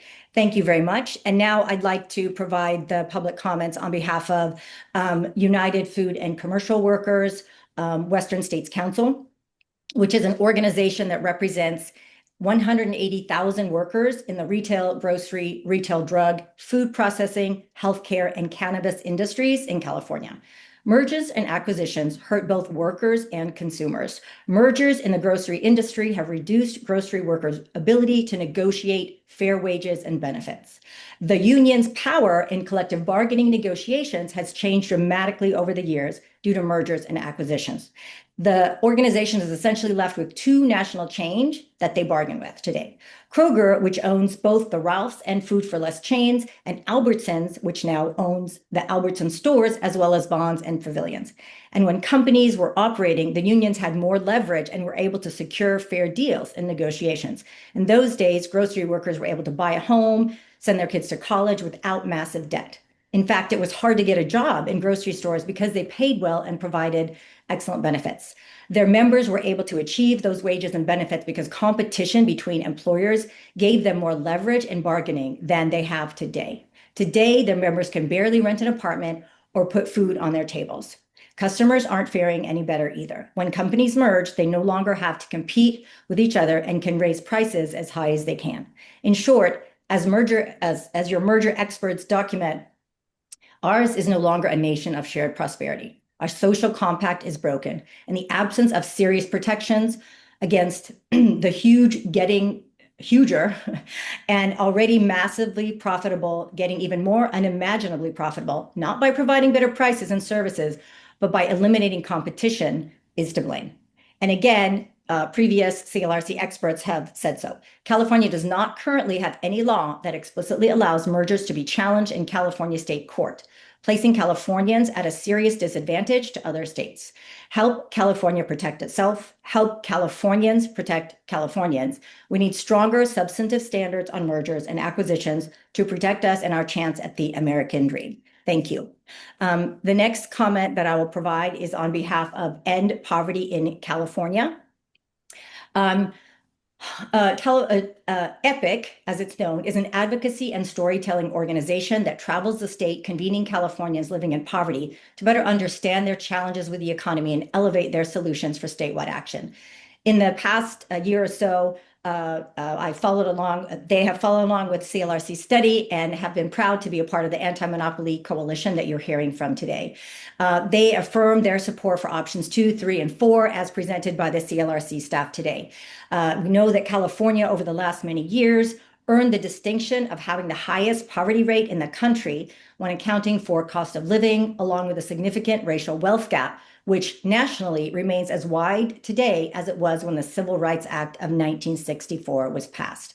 When traveling across the state and hearing directly from low-income Californians, particularly those in communities of color, people intuit that the consolidation of key markets has contributed to harm for both consumers and small business owners through increased prices and higher barriers to entry for non-incumbent actors in a specific industry. And we know that when we see increased prices and depressed wages, These are things borne disproportionately by low-income Californians of color, and that creating barriers to entry for small business ownership makes one of the tried and true methods for lifting people out of poverty less available. At a time when affordability and wealth inequality remain defining issues for our state and the nation, we have an opportunity here to begin course correction. Merely codifying the same language as federal law will not do this. And as such, we strongly encourage the adoption of options 2, 3, and 4 as presented by the staff today. Thank you. And my last one will be from Rise Economy. Rise Economy is a member-led coalition of over 300 nonprofit organizations throughout the state dedicated to combating the legacy of redlining in communities of color by holding banks accountable for their role in creating community-centered economies. And for the past several years, Rise Economy staff have also followed along with the CLRC study and joined the Anti-Monopoly Coalition, which includes labor and consumer advocates, business leaders, and antitrust experts. And they strongly support options 2, 3, and 4 as presented by the staff today. And if the appreciable risk standard is not adopted by the Commission, they urge the Commission to codify a reasonable probability of anti-competitive effects standard, since it would signal the Commission's commitment to halting consolidation before it entrenches market power. And the rest of the comments are focused on the troubling consolidation in the financial services industry and its disproportionate impact on people and communities of color. So today, banks are merging at the fastest pace in 35 years, enabled by merger-friendly regulations and weak state and federal laws. While the trend is accelerating, it's not new. Consolidating market power and growth through mergers and acquisitions is embedded in the financial services industry's ethos. Through decades of mergers and acquisitions, the top 4 banks now hold about 30% of the nation's $18.3 trillion in deposits, and the top 10 hold about 44%. Even credit unions are not exempt from this pattern. Just 10 years ago, credit unions acquired only a handful of small banks annually, but now they're buying institutions worth hundreds of millions of dollars and eliminating tax liabilities and CRA, the Community Reinvestment Act, motivated loans and investments, since credit unions are not subject to the federal Community Reinvestment Act.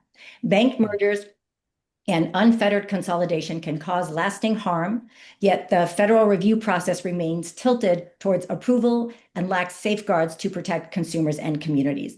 The state review process is functionally absent.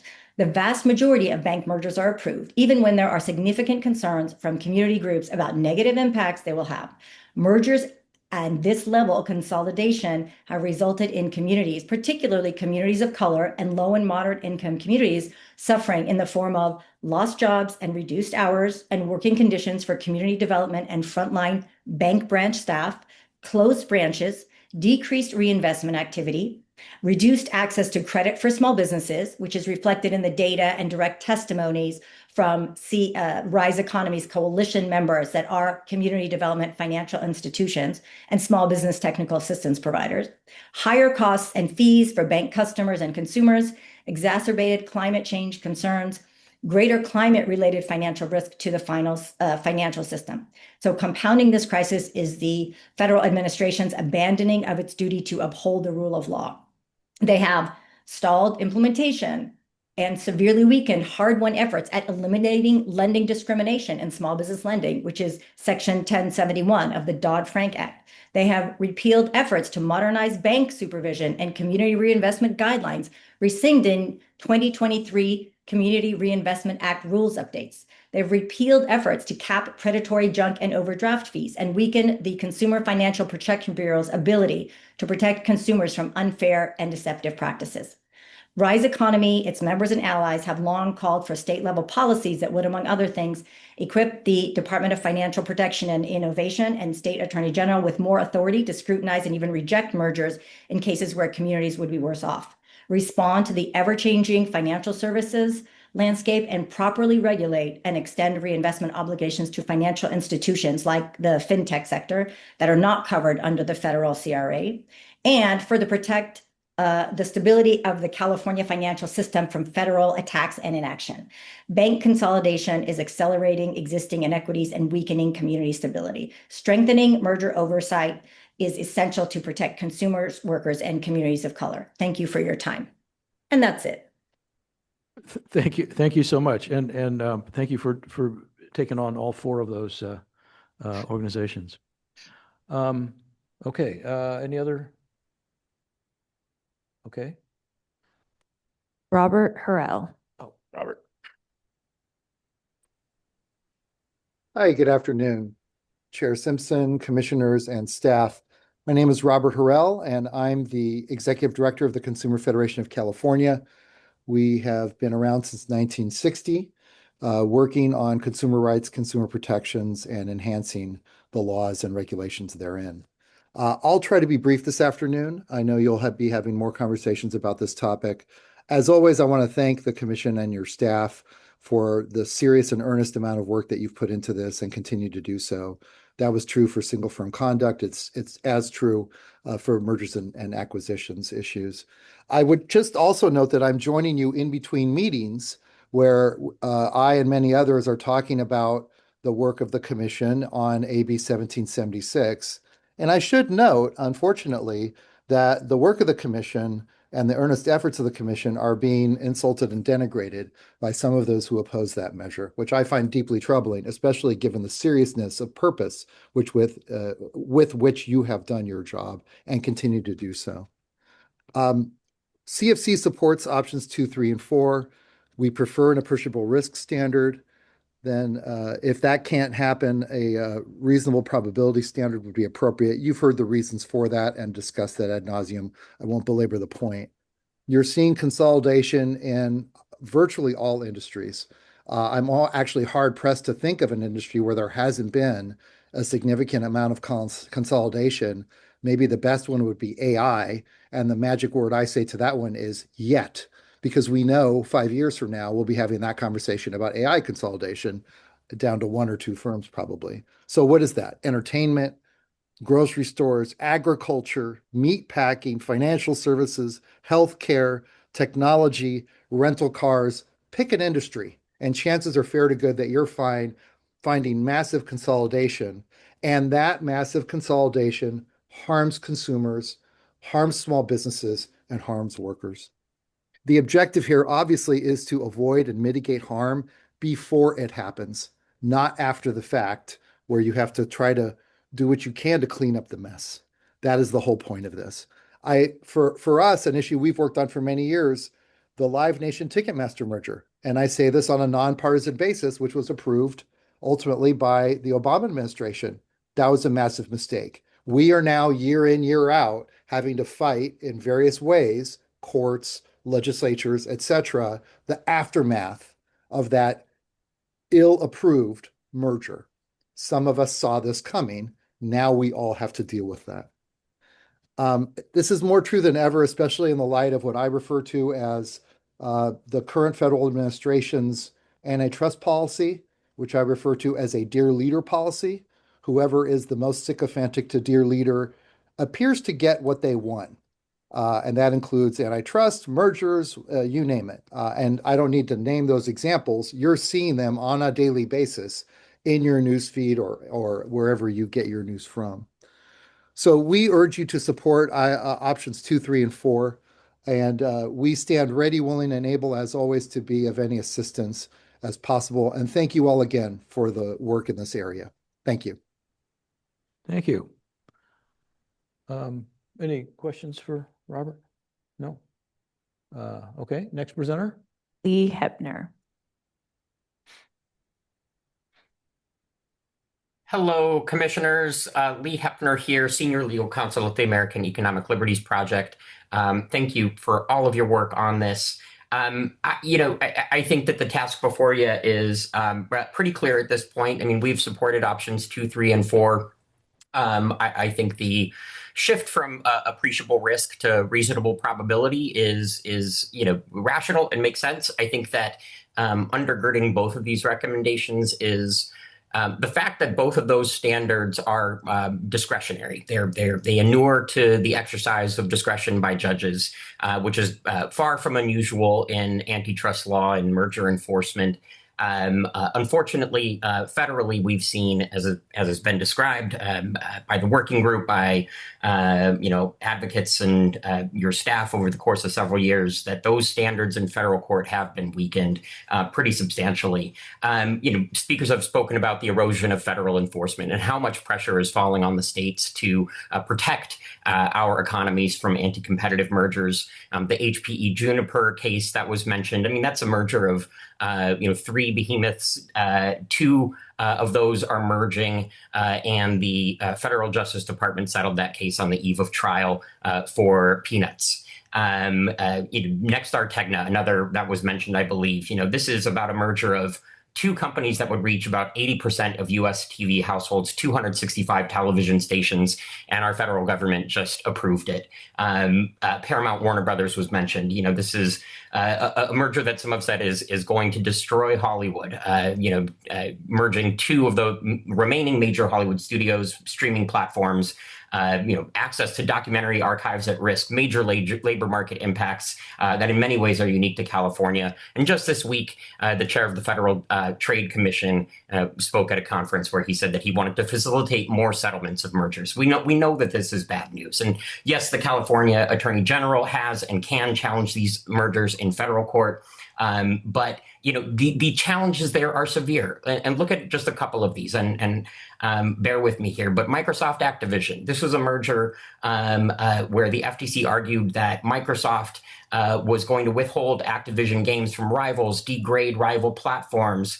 There were going to be labor impacts and a reduction in the amount of games produced. That merger was approved, and I think that many of us objected to the application of federal law, which is at odds with Philadelphia National Bank. In the wake of that merger, Microsoft announced that it was shutting down subsidiary game studios. It was laying off thousands of employees, hiking prices on the Xbox Game Pass. And because it controls a major distribution stream, it's not like these game studios can just pop up and access the market. It's really foreclosing competition and creating a new behemoth in this space. Meta Within. This was a case where Meta acquired a virtual reality fitness app called Supernatural by a company called Within to fortify its position in the market for VR fitness apps, which is a really big use case for the development of virtual reality technology. And the court said that the possibility of anti-competitive effects is not enough. And yet, in the wake of that merger, Meta shut down Supernatural, the app that made Within, or shut down Supernatural, the app made by Within entirely. So we see the harms flowing from these mergers, and they're connected directly to the standards that courts are applying under the Clayton Act. State law can do better. We can do better. I think that options 2, 3, and 4 are very smart, and for the following reason, that they do not deviate from applicable standards under federal law, but they fortify those standards from being further eroded in the courts.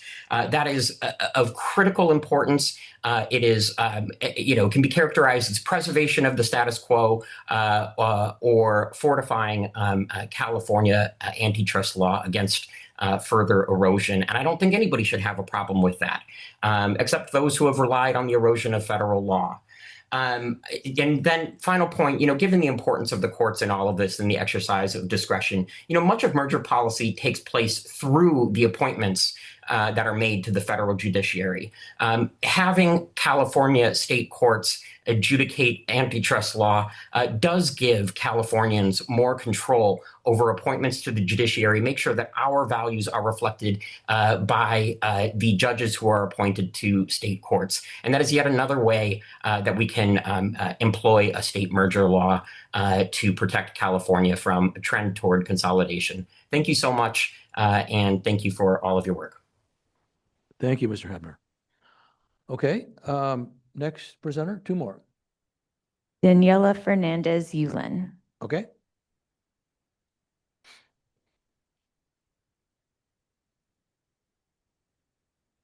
Good afternoon. My Good name is afternoon. Daniela, and I'm speaking on behalf of Cameo Network, a national coalition of community-based small business organizations committed to advancing equitable access to capital, fair markets, and economic opportunity for California's smallest businesses, especially entrepreneurs of color, women, immigrants, and low-wealth communities. For the past several months, I, along with my organization, have followed along with the California Law Revision Commission study and join the Anti-Monopoly Coalition, which includes labor and consumer advocates, business leaders, and antitrust experts. We stand in strong support of options 2, 3, and 4, but if the Commission is not recommending an appreciable risk standard, it should at least codify a reasonable probability standard. These are discretionary terms, and the Commission must make clear its intent to stop the trend of consolidation before it results in entrenched market power. California's economy is incredibly strong, but too many small businesses are getting squeezed out. While our state leads the nation in productivity, it also faces some of the highest levels of inequality. Instead of growing through innovation and new ideas, we're seeing more large corporations expand by buying up competitors. That often means fewer opportunities for small businesses to start, grow, and compete. For small business advocates, this isn't just about prices or wages, it's about fairness. When a handful of big players control the market, it becomes harder for local entrepreneurs to get a foothold, bring new ideas to life, and serve their communities. Keeping markets competitive helps ensure that small businesses have a real chance to succeed, and that success is driven by hard work and innovation, not just size and power. We strongly support staff's recommendations in options 2, 3, and 4. These proposals are nothing new and represent best practices that are firmly rooted in century-old legal doctrine. Options 2, 3, and 4 will enshrine these longstanding best practices in California state law. At the very least, California deserves strong, clear rules that make it possible to challenge harmful mergers in our state courts. Small business owners need those protections in place so they can stand up to a fair competition and have a real shot at staying in business and growing. In conclusion, merely codifying the same exact language as federal law will not protect against the erosion of those existing best practices. We strongly encourage you to adopt options 2, 3, and 4. Thank you for your time. Thank you. And the last presenter? Amy Hines Shake. Okay. Good afternoon, everyone. Good afternoon. Welcome. Hi, I'm speaking on behalf of the United Domestic Workers, AFSCME Local 3930, and our 225,000 IHSS and family child care workers across the state of California. For the past several years, UDW joined with the Anti-Monopoly Coalition, which includes labor and consumer advocates, business leaders, and antitrust experts to follow along with the study. As members of the coalition, we stand in strong support of options 2, 3, and 4, and laud the incredible work of the staff, of course, specifically in support of the appreciable risk standards. Our workers are the backbone of California's care economy. They help seniors remain in their homes with dignity, support people with disabilities, and educate children so parents can work, knowing their kids are safe, supported, and nurtured. Despite the essential care our workers provide, which contributes to California being the 4th largest economy in the world, everyday Californians like our providers are struggling with the impacts of the concentration crisis and the increasing levels of inequality across the country. As a union primarily made up of people of color, we know that economic effects of concentrated corporate power have disproportionate consequences for workers in communities of color, exacerbating inequalities caused by racial exclusion and other forms of extraordinary systemic discrimination. Mergers have replaced organic growth through positive innovation that benefits consumers and workers. Instead, led with the pattern of acquisitions that have resulted in greater shareholder profits at the expense of layoffs, decreased union power to negotiate better wages and working conditions, which are even higher prices and fewer opportunities for small business. Merger reform fills a severe gap in California. We do not currently have a law that explicitly allows for mergers to be challenged in our state courts, and that is why we are strongly in favor of options 2, 3, and 4. At a minimum, Californians deserve the best practices available to be codified so illegal mergers cannot happen. Thank you so much for your time. Thank you. Any other? Okay. Whew. All right. So I think as Sharon mentioned, we're probably not in a position to vote on a preliminary recommendation today, but I just want to maybe get some feedback from other commissioners about, where we ought to. So if I could just Yeah, march sure. us through the Yeah. different points. Right. And see if we get Yeah. consensus that the commission wants to see it again, or whether Yeah. I think there's needs to be That'd be helpful. additional analysis. So starting on page 10, excuse me, we set out the basic framework. We've already gone through it. So the question for the commission at this point is, one, whether you would like any further analysis with it, and 2, Do you agree that this should be the basic framework? What do people think? Maria? Yeah, I do believe this should be the basic framework. Thank you all for the work, by the way. Yeah. I remember at the end of the last meeting, I felt like we were putting a lot onto you to figure out, and you rose to the occasion, so thank you. I like the basic framework. I think it addresses many of the problems that have been raised. I mean, primarily that California does not have a broad state level merger statute. It addresses the issue of courts requiring a higher standard. The would cause harm as opposed to this reasonable probability. And I think it also separates tends to create a monopoly and substantially lessens. So those are in separate categories. That was posed as a problem. And then it has the structural presumption of Philadelphia National Bank, which I think is very important to switch the burden in that way. So I'm a fan of the basic merger framework along with the probability statement and the purpose statement. The probability statement being? I think one of the proposals was that they could add a subsection, reasonable probability. Oh, yes, okay. That just sort of lays it out so there's no confusion Got it. about what that means. And so you prefer that over the appreciable risk standard? I do. Okay. I do. And it sounds like you don't think HHI should be included? I understand the benefits of HHI and appreciable risk and de minimis, but I think that those are standards that are not as well founded in the law currently, and it could cause confusion. The arguments against creating something that is new. So I think tacking as close as possible to the Clayton Act without bringing in the elements that would not serve Californians is the most conservative way to handle it. And I reflect on what Commissioner King has said on several occasions, that we need to get this passed. And so that's another reason I think the basic framework will get us there. Okay. Any other commissioners want to weigh in? I would join the commissioner who just spoke in endorsing the basic framework. There's a lot of work gone into it. It's been tested, and I think it's appropriate to move that forward. Okay. So just to follow up, what about the reasonable probability standard versus appreciable risk? I am still wrestling with those two concepts. So would you like to see both of them again? I wouldn't want you to do more work if it would be redundant, but I need to reread the materials on the two of them and spend more time with them before I'm willing Sure. to commit. No, we can certainly include both options again. That's fine. Yeah. Okay. Victor, any comments?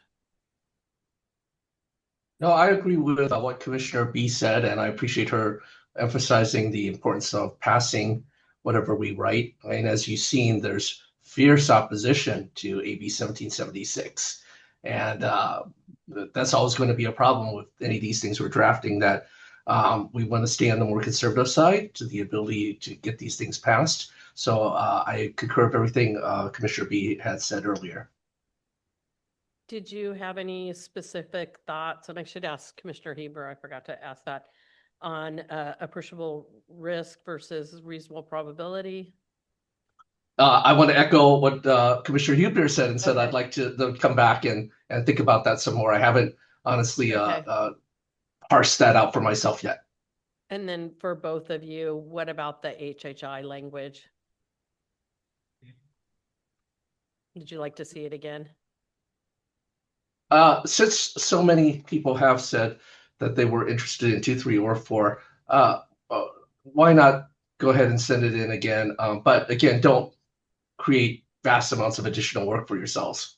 Okay. I think it's more of a need for us to review what you've done rather than asking you for something new. Yeah.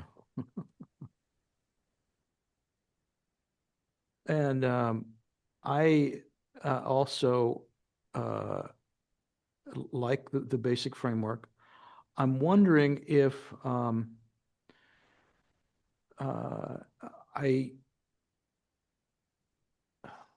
we kind of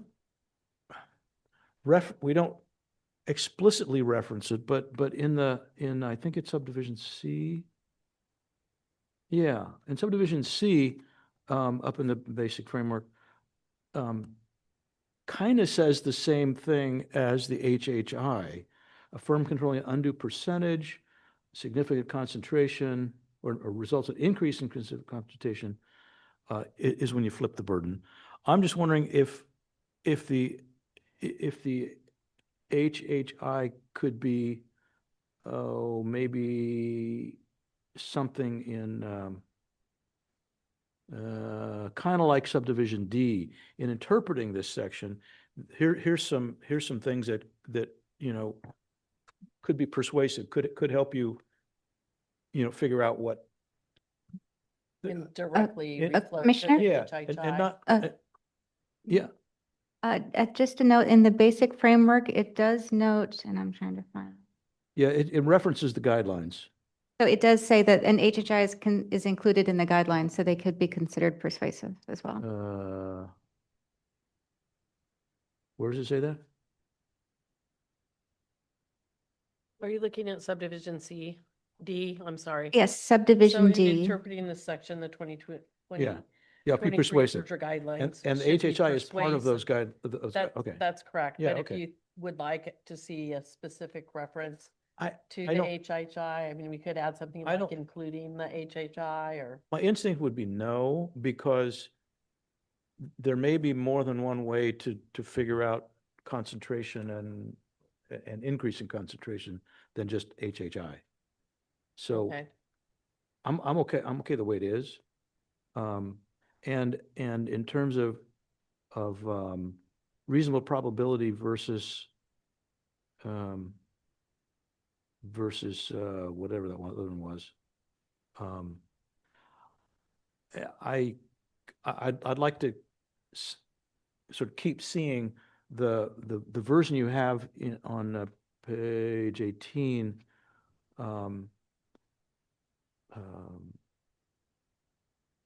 I think is a good way to do that. That is,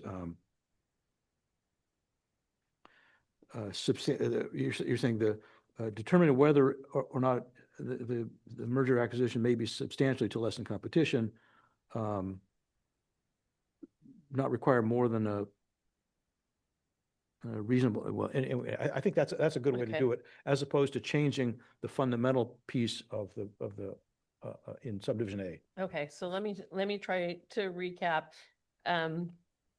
Commissioner B likes the basic framework plus reasonable probability, is not leaning towards HHI. I think Commissioner Hebner and Commissioner King, I'm sorry, I'm just trying to look at my notes and talk at the same time. My handwriting isn't very good. They also agree with the basic framework. They'd like to see HHI again, and they'd like to see both appreciable risk and the reasonable probability again. Yeah. Yeah, if I could jump in, I agree with that summary. A point I didn't express, I think it's important, given the importance of this decision, that we have more commissioners involved. I And agree. I am particularly interested in hearing Commissioner Carrillo's views, given how involved he's been in prior conversations, but not just Commissioner Carrillo. I think if we're going to approve this bundle, we need more commissioners voicing their opinions. Okay, understood. And then Commissioner Simpson likes the basic framework plus reasonable probability. I think so, yeah. I mean, So I, him and Commissioner B, I think are aligned and yeah, and Commissioners King and Heber, in fairness to the other commissioners, would like us to not rule anything out at this point and see it again. So Yeah. when we have more people available to. That's a fair summary of my view. Okay. and I would, in the immortal words of Smokey Robinson, I would second that emotion, yeah. Okay, okay, I think I got it. And I think the only remaining thing, and Sarah and Cheryl, keep me honest in case I'm missing anything, but it seemed like there was pretty good consensus on including the purpose statement, so we should include that in the next version of the statute, you see, or statutory framework, you see. Everyone agrees? Mhm. Okay. Got a thumbs up from Commissioner King, Okay. thumbs up from Commissioner Hebner. So I think we have a plan. Right. Okay, is there anything else we need to deal The with only today? other announcement I think I was supposed to make during director announcements, and I'll let Sarah make the announcement because she'll do it with the right words. We were remiss to mention earlier that Megan Hyenga was promoted to, actually it's an analyst position, to analyst 2 position from previously from office technician. She has been working well outside of her class and was keeping us going and creating new processes during a difficult transition period. And this was very well deserved and overdue, but we did it as fast as we can. So thank you, Megan. Wonderful, thank you. Congratulations. Well Congratulations. deserved. So Okay. Sarah, I think we got through everything, right? Okay. Okay. In that case, if there are no further questions from the few remaining commission members, I think we will adjourn.